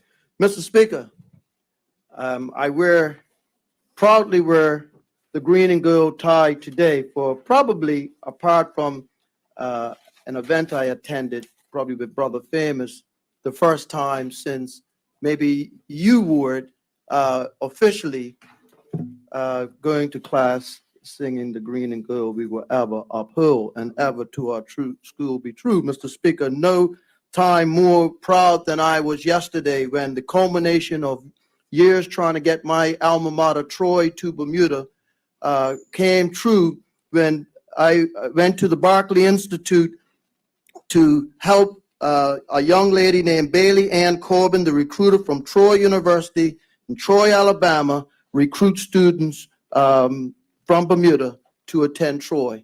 And I want to single out Miss Sandra Deal, who since the pandemic has been able to pull together that career fair, which was attended by some schools I recognize, Tampa, Rollins, the Bermuda College, and even the BEDC were there, and other, and Oakwood was there as well, Mr. Speaker. And proud I am, Mr. Speaker, because to stand in the halls where I once captained Barclay, but then had to go to war exec for reasons that were needed at that time to Mr. Dr. Clifford Maxwell. Anyone who knows me knows that to do so yesterday was a very proud day indeed. And because of that, I come here stand wearing the Barclay tie. And also, I just practically put on the Troy shirt yesterday morning when I got an email to tell me that Troy was in Bermuda. And certainly, I would like to encourage us to make sure that we encourage more of these things. And as we're moving past the pandemic, as was stated in a ministerial statement earlier, to make sure that we communicate when these things are taking place. But proud I am, Mr. Speaker, proud I was yesterday, and more proud I'll be when more students from Bermuda avail themselves to the mighty Trojans of Troy, which I am proud, very proud to be an alumni and had the honor of giving the commencement address in 2010. And may the relationship between Bermuda, thanks to the U.S. Consul General, the Honorable Karen Grizzard, for her involvement in getting Troy here. And I do believe that a memorandum of understanding has been established between Troy now and the Bermuda College. Proud I am of Troy, proud I am of the connection with Troy and Bermuda, and I look forward to working to make that grow to even greater heights. Thank you. That's my time, Mr. Speaker. Thank you. Does any other member wish to make a contribution? MP Minister Furbert, you have your 3 minutes. Thank you, Mr. Speaker. Mr. Speaker, it's been a tough week for the people in Hamilton Parish. The last 2 weeks, I believe last week, my honorable colleague, the Bishop of Hamilton Parish, Jack Burgess, said that several of our members or constituents have passed away. Linwood Otterbridge, I think, was mentioned. Also, the oldest member within my constituents, Ms. Sylvia Simpson. She was 104. Unfortunately, Mr. Speaker, her son, who died the next day, passed away.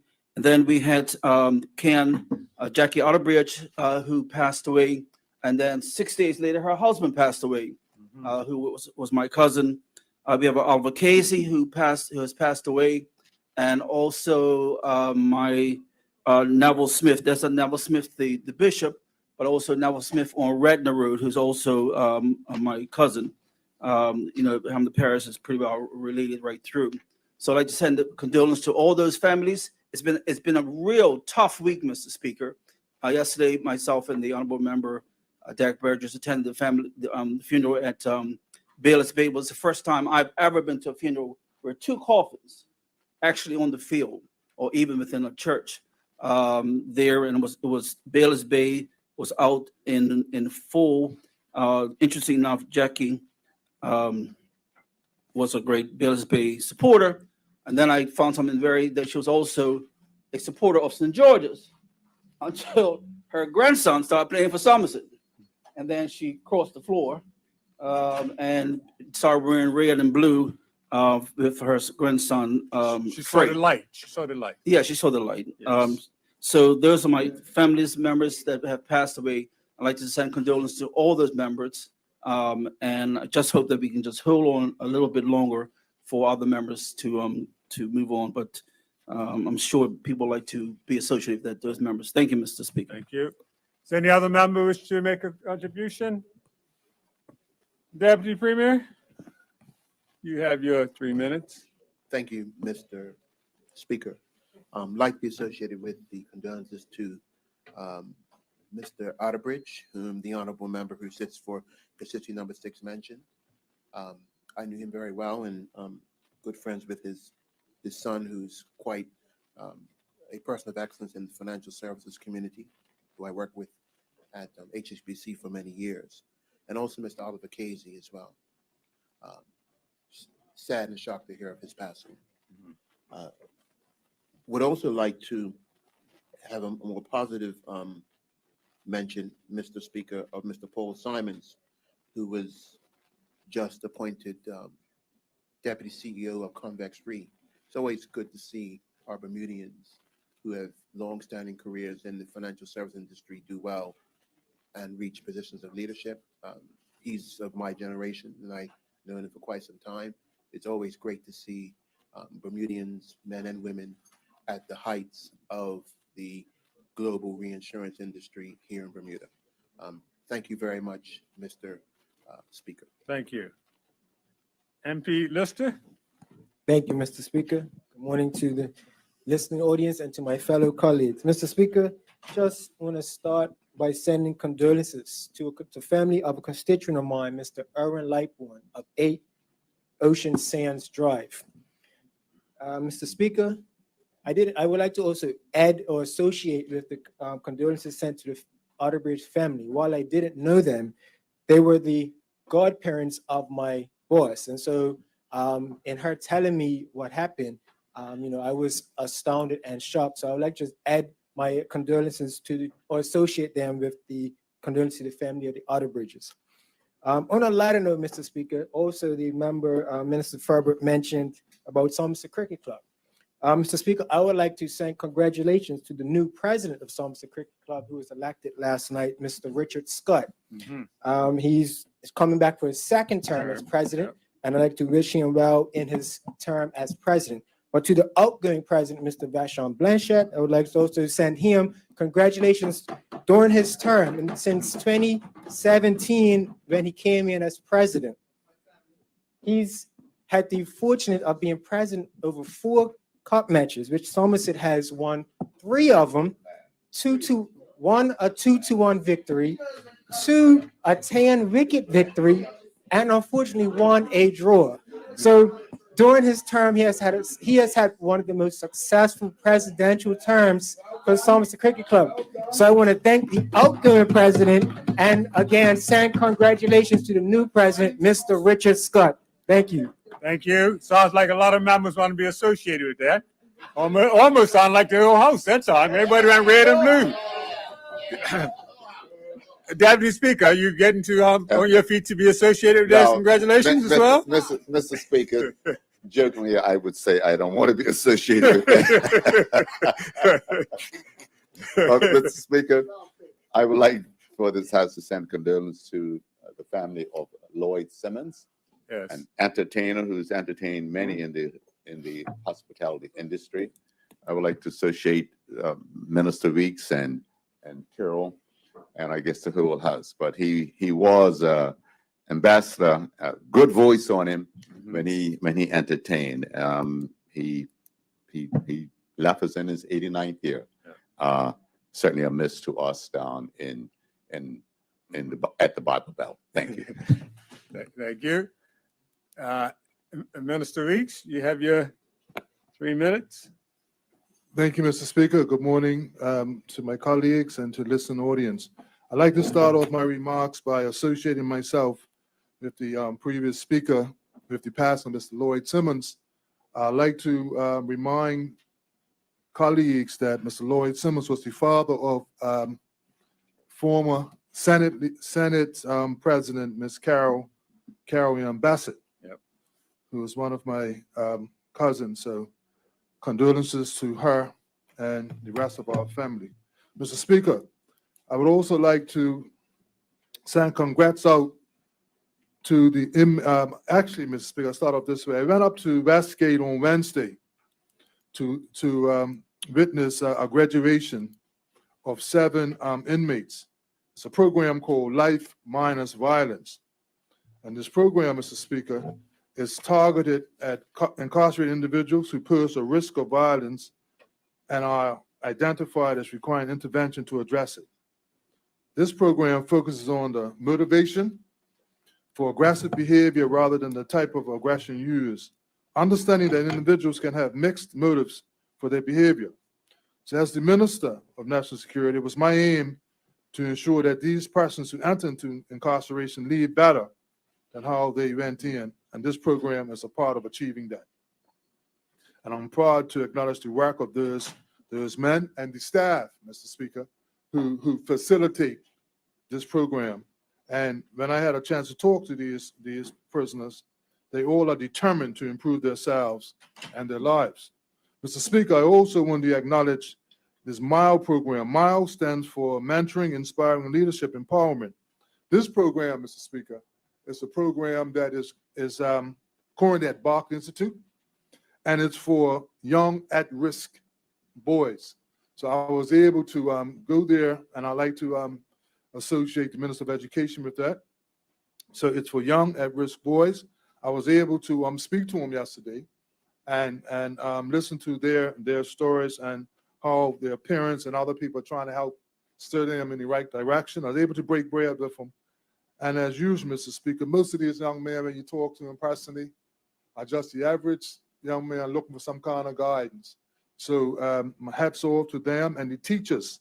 I don't want to miss anyone, but I must acknowledge personally Mr. Quincy Pinker, I think is one of the deputy principals, and Mr. Bull. I can't remember Mr. Bull's first name, but those two are the two organizers and the facilitators of the MILE program. So with those few words, Mr. Speaker, I sit down.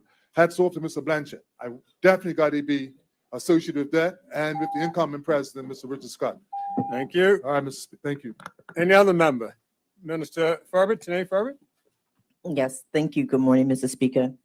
Mr. Speaker, I'd like to send out condolences to the family of Natasha Lewis, Pamela Lewis, who is Natasha's mom, as well as Carla Lewis, which is Natasha's sister. Also, Natasha was part of the family at the K. Margaret Carter Center. Condolences to the family with the loss of Natasha Lewis. I'd also like to give condolences out to two of my constituents as well who were recently departed. Earlston James Harvey, as well as Captain James Peter Olander. Mr. Speaker, at this time, I'd like to give congratulatories to the Mental Health Court. I recently visited the Mental Health Court Thanksgiving service. And in this service, if anyone's not familiar with the Mental Health Court, it gives a platform, an opportunity for persons who have mental health conditions to have wraparound services to help keep them out of our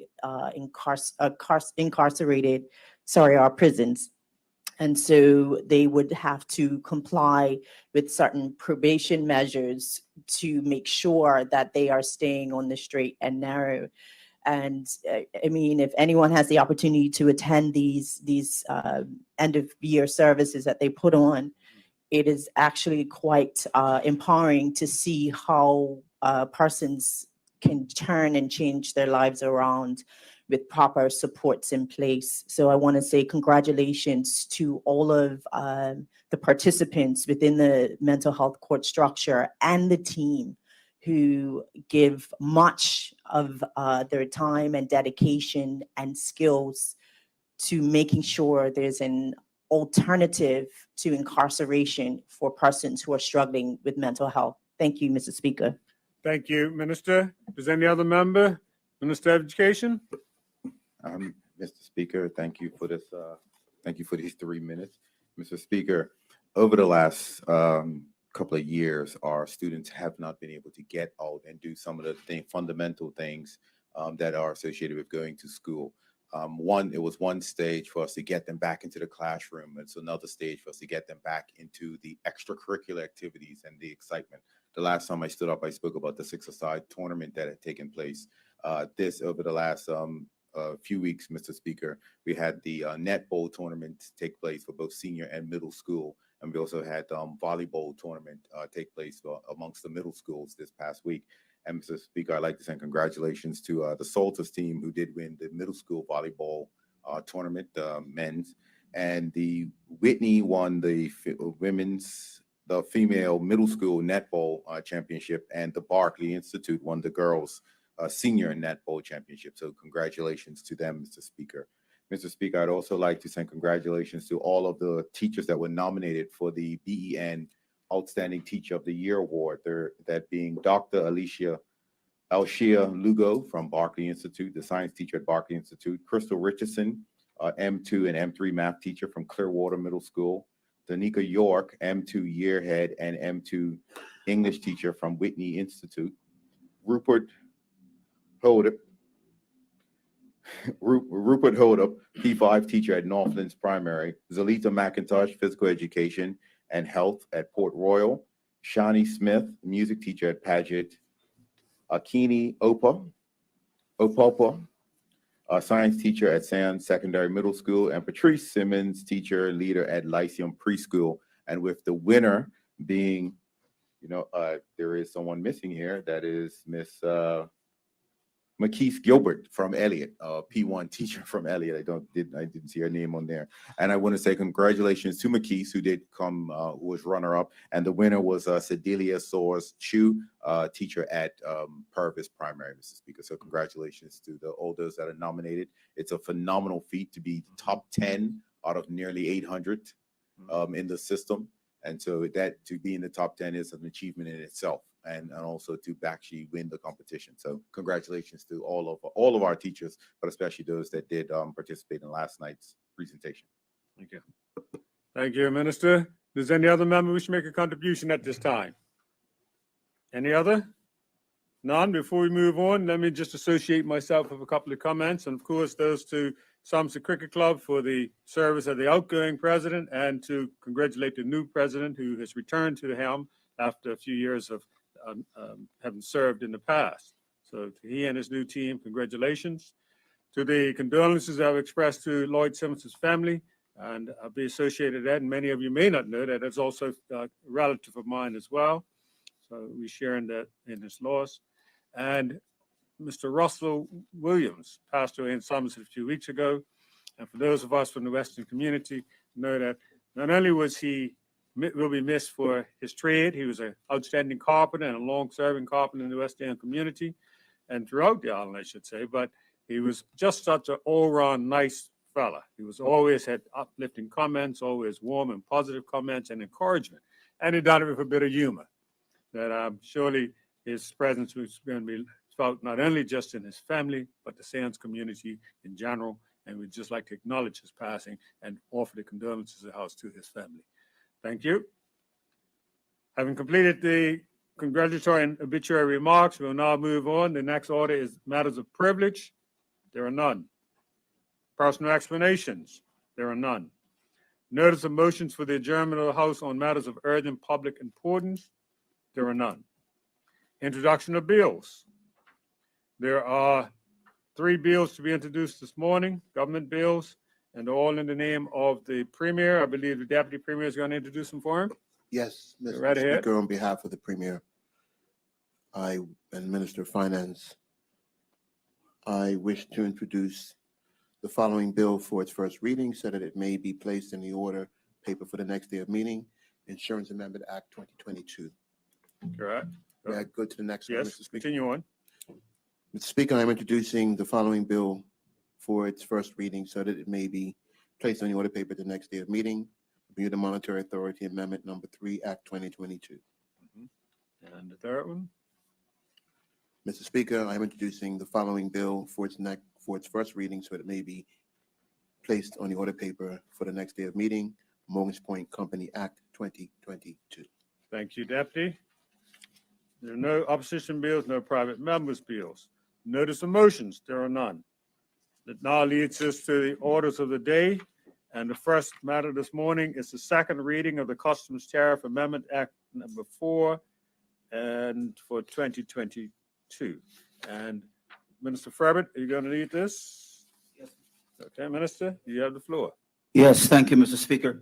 Mr. Speaker, with the governor's recommendation, I move that the bill entitled the Customs Tariff Amendment Number 4 Act 2022 be now read the second time.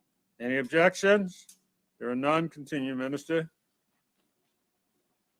Mr. Speaker, this bill is amendment is quite simple. The bill, as you would recall, Mr. Speaker, proposed to amend the Customs Tariff Act 1970, the Principal Act, with the introduction of a zero rate duty for frozen bread imports. If you recall, last time we used the word chilled, and we thought that it was part of the category within that aspect of the customs, but it was not. There's a separation between chilled bread and frozen bread. So this measure affects the first schedule to the Principal Act.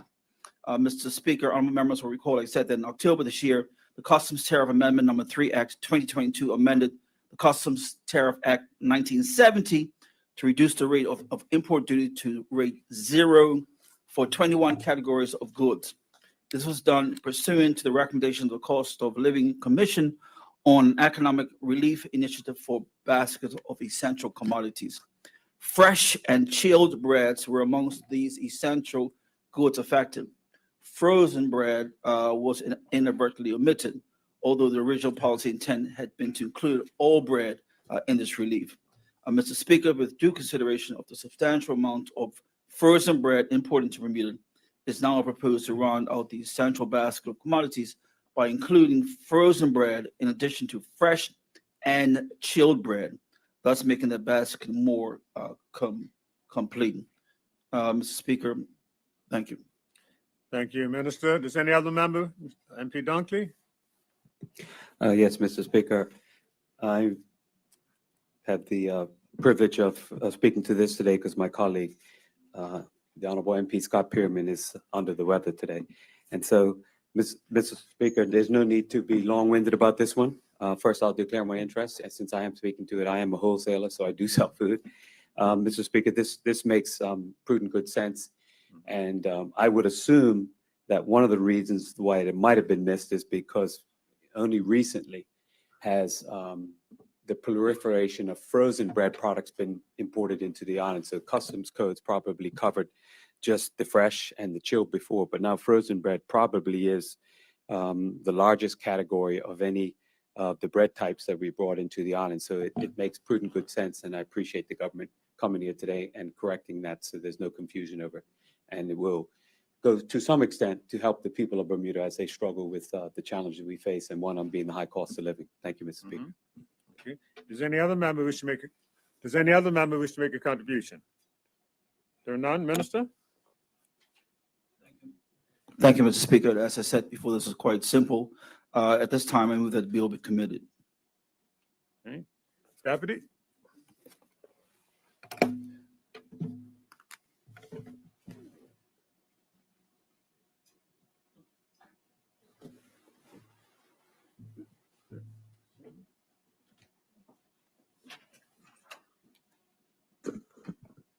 Morning, members.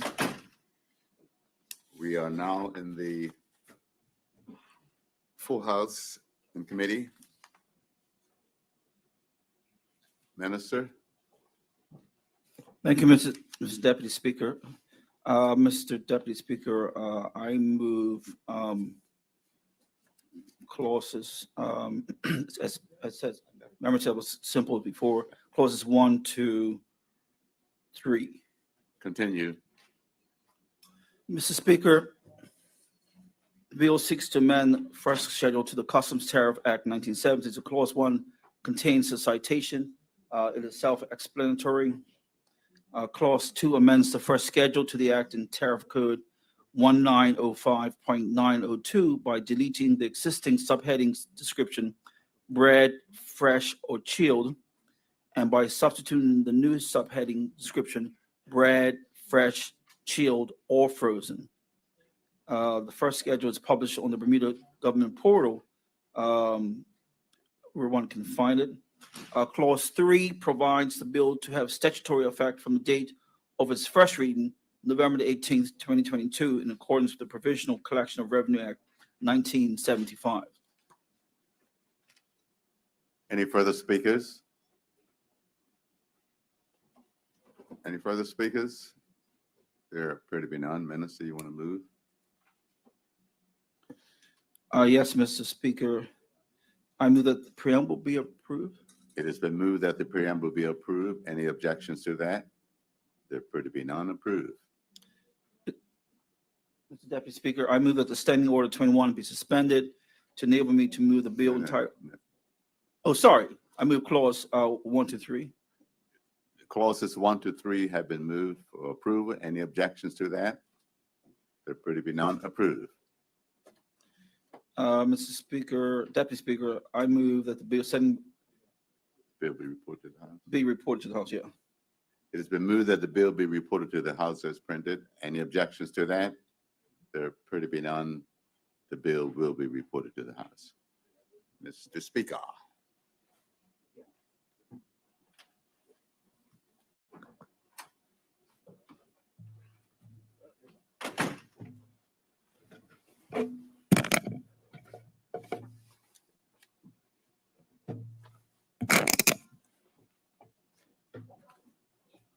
Members, are there any objections to the Customs Tariff Amendment Act, Amendment Number 2, Act 2022, number 4, rather, or these 2 years there, Act being reported to the House as printed? There are none. The matter has been reported as printed. Thank you, members, for that. We now move on to the next item on the order paper today, which is the second reading of the Development and Planning Amendment Act 2022 in the name of the Deputy Premier. Deputy Premier?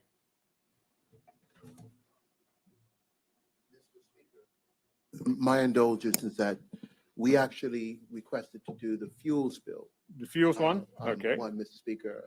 Sorry if you weren't informed, but that is what So we we'll had carry, informed. we'll Development carry and that. Plan will be done next week. Okay, we'll carry that one for next week. Yes, Mr. Okay. Speaker. All right, no problem at all with that. It's the members, just to reintroduce it, the Speaker, the Deputy Premier will do the third item, which is the Fuels Amendment Act 2022. Premier, Deputy Premier? Thank you very much for your patience, Mr. No Speaker. problem at all. Mr. Speaker, I move that the bill entitled the Fuels Amendment Act 2022 be now read a second time. Any objections? There are none. Continue, Minister. Mr. Speaker, I rise to introduce the second reading of the bill entitled the Fuels Amendment Act 2022. The bill seeks to introduce a few clarifications to the recently passed Fuels Act 2022 to ensure that the responsibility and authority of the regulatory authority is appropriately applied to the fuels industry. Mr. Speaker, the bill seeks to fine-tune the Principal Act before the hard work of creating the regulations begins in earnest. When the Principal Act was tabled in the Senate, there ensued lively discussion around the definitions that would define to whom the act would apply. Perhaps importantly, Mr. Speaker, it should be noted that this bill demonstrates the good faith and consultation with which we will move forward as regulations are being drafted. There was a question about certain definitions, and this bill answers those questions swiftly and comprehensively, as promised. Mr. Speaker, the Fuels Act is meant to apply only to those entities in the actual business of importing and selling fuels. This is a need to ensure that, for example, entities like hardware stores selling small quantities of fuels, like butane for lighters or charcoal for barbecues, would be exempted from regulation.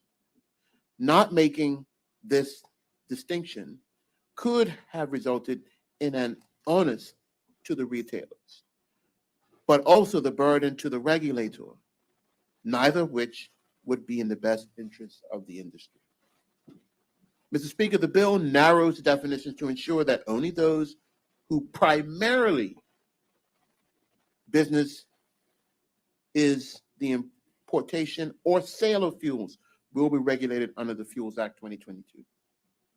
Furthermore, the bill refines the very definition of fuels to specifically exclude renewable energy, which has its own regulatory regime in place already, to in turn ensure that no unintended or unnecessary additional burdens are placed on that industry. Mr. Speaker, I move that the bill entitled the Fuels Amendment Act 2022 be read for a second time. Thank you, Mr. Speaker. Thank you, Minister. Does any other member wish to make a contribution? MP Kenner, you have the floor. Thank you, Mr. Speaker. Recognizing these are adjustments that needed to be made. I guess I go back to some of what may have been said, and that wasn't quite sure why we were racing through the substantive piece of legislation, only to another 2 weeks later, 3 weeks later, have to come back with amendments. They certainly need to be done. I believe that there's more amendments that need to take place as well. There were more suggestions given. But other than that, these need to be done. I'm glad that at least the minister is taking them on. And I hope to see more. but this is a bill that, quite frankly, the regulatory body still has much work to do. There's no need to rush through and get it done, only to now have to come back with amendments. Thank you. Thank you. Any other member wish to make a contribution? There are none. Minister? Thank you, Mr. Speaker. Noting the comments of the honorable member, thankfully, we're not rehashing the debate of the previous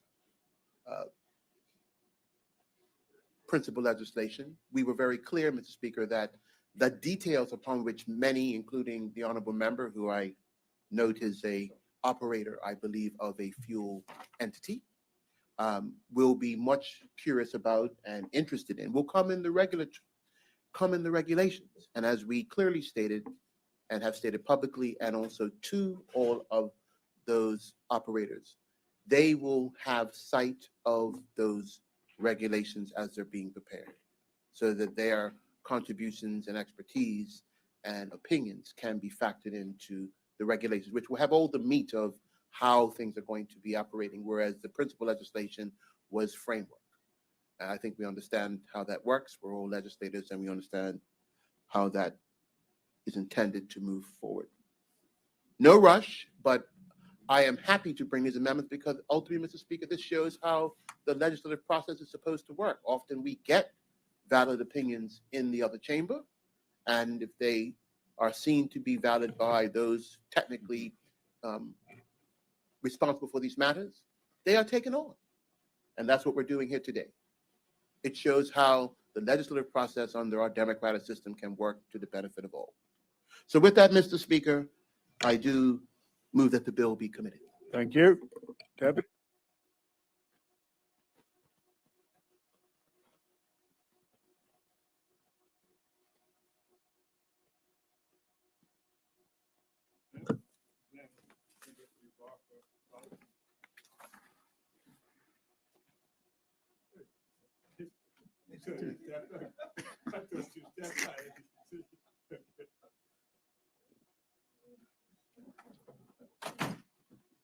Honorable members, we are now in Committee of the Whole for further consideration on the bill entitled the Fuel Amendment Act 2022.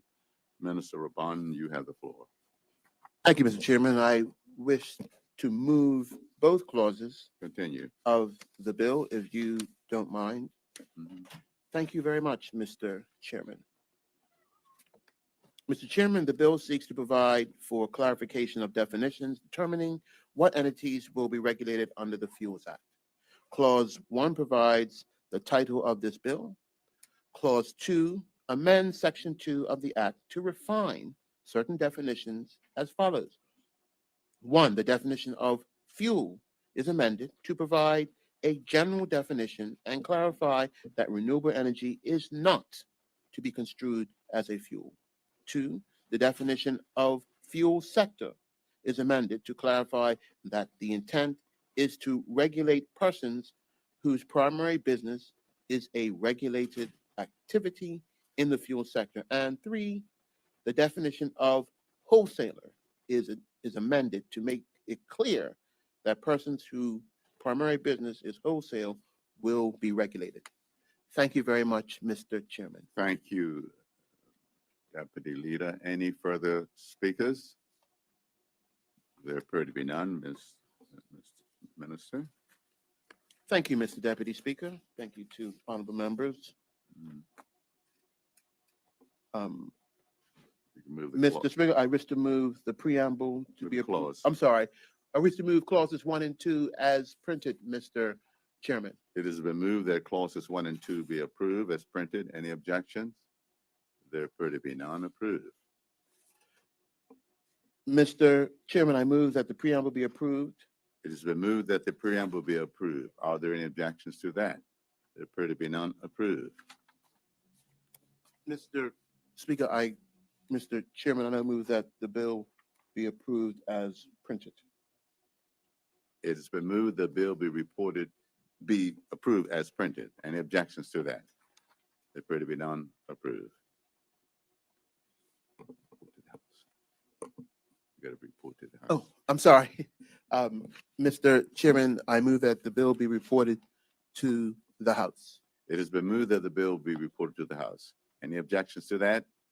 Appear to be none, the bill will be reported to the House. Mr. Speaker.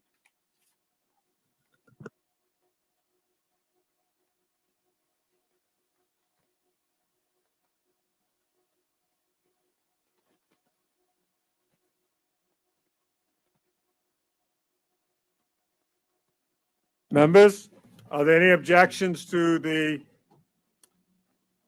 Fuel Amendment Act 2022 being reported to the House as printed? There are none. Thank you, members. The bill has been reported as printed. The next item on the order paper this morning is the second reading of the Bermuda Educators Council Amendment Act 2022. In the name of the Minister of Education. Minister? Thank you, Mr. Speaker. Mr. Speaker, I move that the bill entitled Bermuda Educators Council Amendment Act 2022 be now read the second time. Any objections? There are none. Continue, Minister. Mr. Speaker, the purpose of this bill is to provide for committee fees to be paid to members of the exemption committee and to validate previous payment of fees to members of the exemption committee. The Bermuda Educator Councils Act 2022 established the Bermuda Educators Council, the BEC, whose principal functions are the registration of teachers and paraprofessionals, improving the standards of teaching, and maintaining and improving standards of professional conduct of educators. The registration of teachers is a long-established practice in many other jurisdictions, but a long time in making in Bermuda. Prior to the introduction and eventual implementation of the Act, there were no legislated, educational, or training criteria required for persons to teach our children in Bermuda schools. As per the Act, not only must these persons meet the criteria in order to be registered as educators, but it is unlawful for persons not registered by the BEC or exempted by the Minister of Education to teach in schools. Mr. Speaker, the BEC is a corporate body, not a government authority, as defined in the Government Authorities Fees Act 1971. It is funded by registration fees, but the minister also may provide a grant. The Act also establishes the Exemption Committee, which is a public authority because it performs a public function on behalf of the minister. Namely, it advises the minister on whether to grant exemptions to persons to allow them to teach in schools. As per Section 5 of the Act, and I quote, where there is a need in schools in Bermuda for persons who possess knowledge of and skills in particular subjects taught at schools, the minister may order exempt a specified person or persons falling within specified classes who possess such knowledge and skills, unquote, in order to allow that person or persons to teach in schools without meeting the registration requirements of the Act. This statutory decision-making power requires the minister to act on the advice of the Exemption Committee, which consists of 5 members, 2 of whom must be registered educators nominated by the BEC. Exemptions are given in circumstances where there is a shortage of available registered teachers or paraprofessionals for areas of teaching or support needed in Bermuda schools. Mr. Speaker, the first recorded Bermuda Educators Council exemption order is dated 2011, where 23 persons were exempted across a range of subjects, including English, motor mechanics, music, Spanish, physical education, art, math, science, and special education. I am advised by technical officers and can attest from my own experience that efforts were put in place to decrease the number of exemptions granted. This is in line with ensuring that with very limited exception, all students are supported by appropriately educated and trained teachers and paraprofessionals. This has involved putting conditions in place that required exempted persons to pursue and make continuous progress towards completing teacher or paraprofessional training. There are now teacher training programs offered by the Bermuda College and scholarships provided by the Ministry of Education to assist future qualified educators to complete their education and become registered educators. The latest Bermuda Educator Council exemptions 2022 to 2023 school year, Order 2022, provides exemptions for only 7 persons to teach for the current school year, and conditions were attached to each exemption. Mr. Speaker, it is unfortunate that it was only recently discovered that the fees that have been paid to the Exemption Committee since at least 2011 were not provided for by the BEC Act or the Government Authorities Fees Act 1971. It has been over 10 years since fees were first paid to Exemption Committee members, and I can only speculate as the act was passed and came into force in 2002, but the first exemption order was not passed until 2011. An assumption was made that the exemption committee was covered by the Government Authorities Fees Act 1971. It should be noted that these fees were paid over years under various administrations and ministers of education. Mr. Speaker, this bill therefore seeks to ensure that the exemption committee fees are covered by legislation. It also specifies that where, before the commencement of this bill, fees paid to members of the exemption committee shall be deemed to have been validly paid. As various boards and committee fees are paid from the same budget cost center and the payments are made for a period exceeding 10 years, the Ministry of Education cannot give specific amounts of funds that have been paid to date. However, I can say that there's been an exemption committee in place annually since 2011, consisting of 5 members who met a few times per year at a cost of $50 per meeting. The Ministry of Education budgets annually for the exemption committee, and therefore the anticipated fees for the current fiscal year have already been budgeted. Mr. Speaker, I hope that the honorable members will accept my understanding that this was an oversight, and I welcome the support in rectifying this matter at hand. Thank you, Mr. Speaker. Yes, thank you, Mr. Speaker. And I thank the Honorable Minister for his explanation and a bit of background. And I do accept that it was an oversight and pleased that we're bringing it here today. A few questions for the Honorable Minister. And, with the time that I've spent in these honorable chambers, I am aware that these oversights can take place from time to time.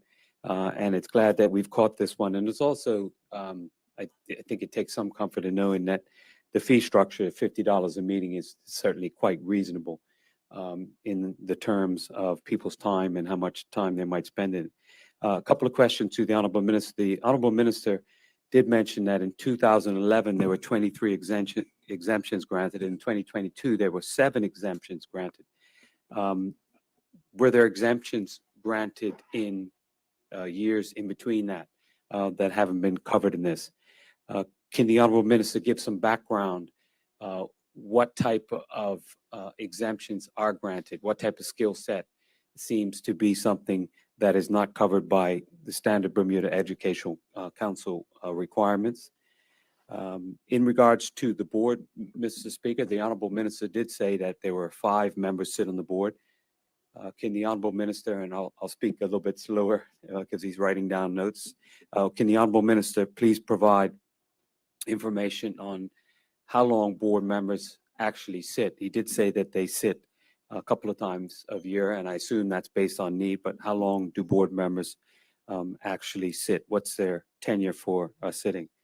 Mr. Speaker, in my time in politics, I'm well aware that there are people who fall outside the category of being qualified to teach in our schools. So I think this bill and the amendment today make prudent good sense because we want to try to capture the best people we can to be with our children, to teach our children, spend some time with our children, and to mold them into successful adults with an opportunity to succeed in a very difficult world. And so a question, Mr. Speaker, is the trend from 23 applicants who were approved in 2011 to 7 in 2022. Does that signal, Minister, that there are less approvals being given, or are more people getting qualified as appropriate and they don't require these exemptions, Mr. Speaker? We know education is a very difficult field right now because the challenges have certainly changed as our world has changed. And I want to take this opportunity. I often don't speak to education because we have other members in this side who speak to it, but I want to take this opportunity to thank all the professionals within the education department for the work that they do. It has changed throughout the years where now it really is a 24/7 job because it's not just the time you're at school, it's the time before you go to school, it's the time at the end of the school day, and it's certainly time on the weekend, whether you're preparing for school or cleaning up after and getting ready for the next school day. Mr. Speaker, it is a tremendous responsibility. It's one that you cannot be fully qualified in every area because there's always a new challenge that will come to you. And so I applaud the individuals, the hundreds of individuals who involved in our system in Bermuda. And I would like to take this opportunity to see other young people who are studying get involved in education, because there's nothing better, from what I'm told, in years gone by when you see somebody you have taught grow up, become successful, and are raising a family and getting on with life and enjoying life. That's what it's all about, Mr. Speaker. And I think there's a glaring need to get more people involved in education, because it can be a thankless task, but the most important thing about it is the gratitude of raising our children. So, Mr. Speaker, I thank the Honorable Minister for coming today. And we certainly have no issues with this amendment today. It's something that doesn't happen often in politics, but I'm glad we catch it. And in this case, the fees over time can't be that much. And I would assume, Minister, that most of those fees are already budgeted for anyway, so it's not something outside the budget process. But thank you, Mr. Speaker, and I thank the Honorable Minister for answering the questions.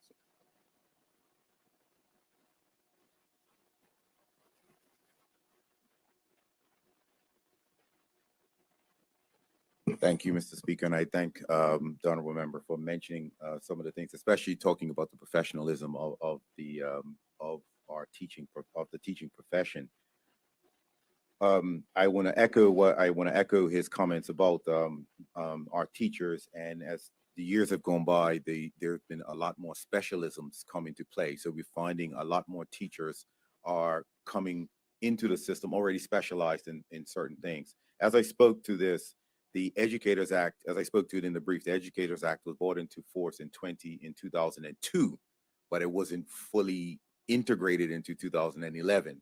And so what we have is and to answer the questions is, I honestly don't know how many persons have been exempt between 2011 and now, but we've mentioned how much we knew how much was the first time, and we know how much we did this year.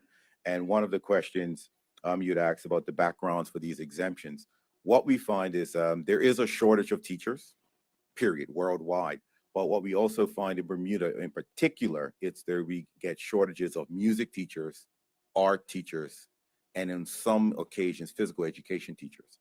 And so what the exemption was put in place was to allow certain things like, so for example, you have persons who teach music outside of the school system, but they have not done what we would call a practicum to become a teacher. In order to be licensed by the BEC, you must have a degree, and you must have shown that you've done a training practicum, which I believe is around 3 months of teaching in a school. And so the exemption allows us to bypass those criteria to allow them to go in front of the classroom.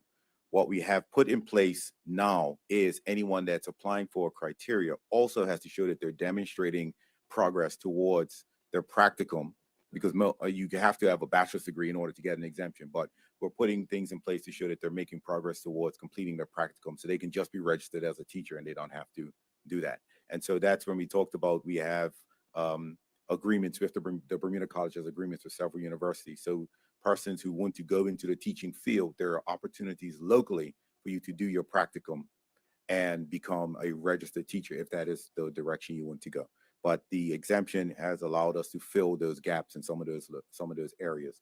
And so if you and you saw this morning, I laid for the House the negative resolution which exempted.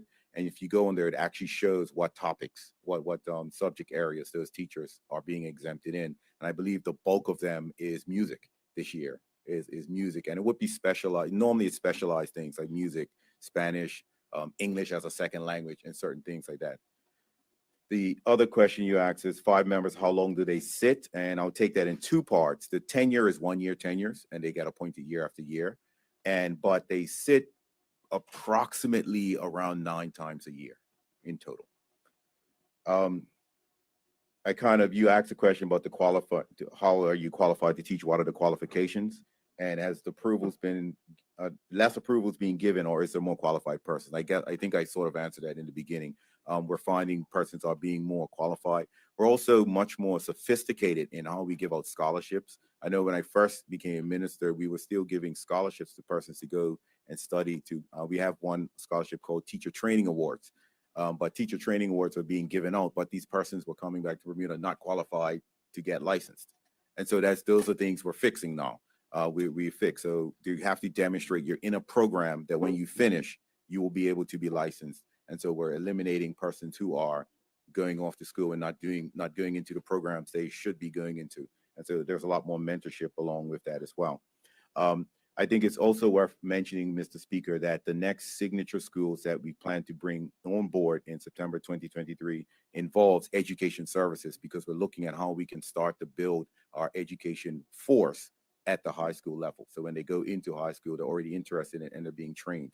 The other thing that you did, that the honorable member mentioned, and but inadvertently mentioned, is part of the signature learning programs and our revised strategy in teaching is our teachers were doing what we call externships, and we're having them with our business partners that we're signing MOUs with. And the teachers, how you would have students going and doing internships at companies, we're having teachers going to do that so they can actually learn what's happening at those particular companies. So when they do teach in the classroom, they have a better understanding of what it is and how to relate what they're trying to teach to what industry is. And so that's one thing that we're doing to help to improve our teachers as well. And so, Mr. Speaker, I just wanted to say, as we continue with education reform, we are noticing anomalies like this throughout all of the various bits and pieces of legislation. The idea is that eventually all of this stuff will be completely revamped, and we will have a comprehensive education act that will cover what we're talking about now, school reform, the Education Authority, the BEC, and all of these things will be covered under one large act if we can. But right now, we're probably got about 6 or 7 acts in various stages of usefulness, because some date back and haven't been touched in decades, and some are, have been tweaked as we go along. And so there's a lot of things that we're doing, including revamping the system. We're also looking at the legislation. So I would like for us to do this all at once, but as these individual things come up, we will continue to just amend them as need be. And with that, Mr. Speaker, I move that the bill be committed. I think this would probably be a quick one in committee, so we can go to committee and then we'll go to lunch after that. We've got about 2 minutes before what we want to approve. So, Deputy.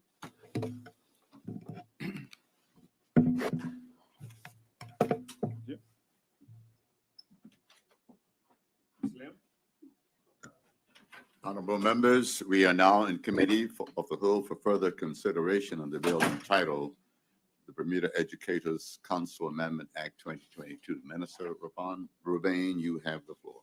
Thank you, Mr. Chairman. Mr. Chairman, I move all 4 clauses. Continue, Minister. Mr. Chairman, this bill seeks to amend the Bermuda Educator Council Act 2002 in respect to fees payable to members of the exemption committee appointed by the minister responsible for education under Section 6 of the Act, and make a consequential amendment. Clause 1 is self-explanatory. Clause 2 amends Section 6 of the Principal Act to provide for fees to be paid to members of the exemption committee. Clause 3 makes for a consequential amendment to the Government Authorities Fees Act 1971 by inserting an entry into Part B of the first schedule to that act relating to the exemption committee. And Clause 4 validates the payment of fees to members of the exemption committee purportedly paid under the Government Authorities Fees Act 1971. Thank you, Minister. Any further speakers? There appear to be none. Minister, you want to move? Thank you, Mr. Chairman. Mr. Chairman, I'd like to move clauses 1 through 4 be approved. It has been moved that clauses 1 through 4 be approved. Are there any objections to that? There appear to be none. Approved. Mr. Chairman, I move that the preamble be approved. It has been moved that the preamble be approved. Are there any objections to that? There appear to be none. Approved. Mr. Chairman, I move that the bill entitled Bermuda Educator Council Act 2022 be reported to the House as printed. It has been moved that the bill be reported to the House as printed. Are there any objections to that? There appear to be none. The bill will be reported to the House as printed. Thank you, Minister. Thank you, colleagues, and thank you, Mr. Speaker. Chairman.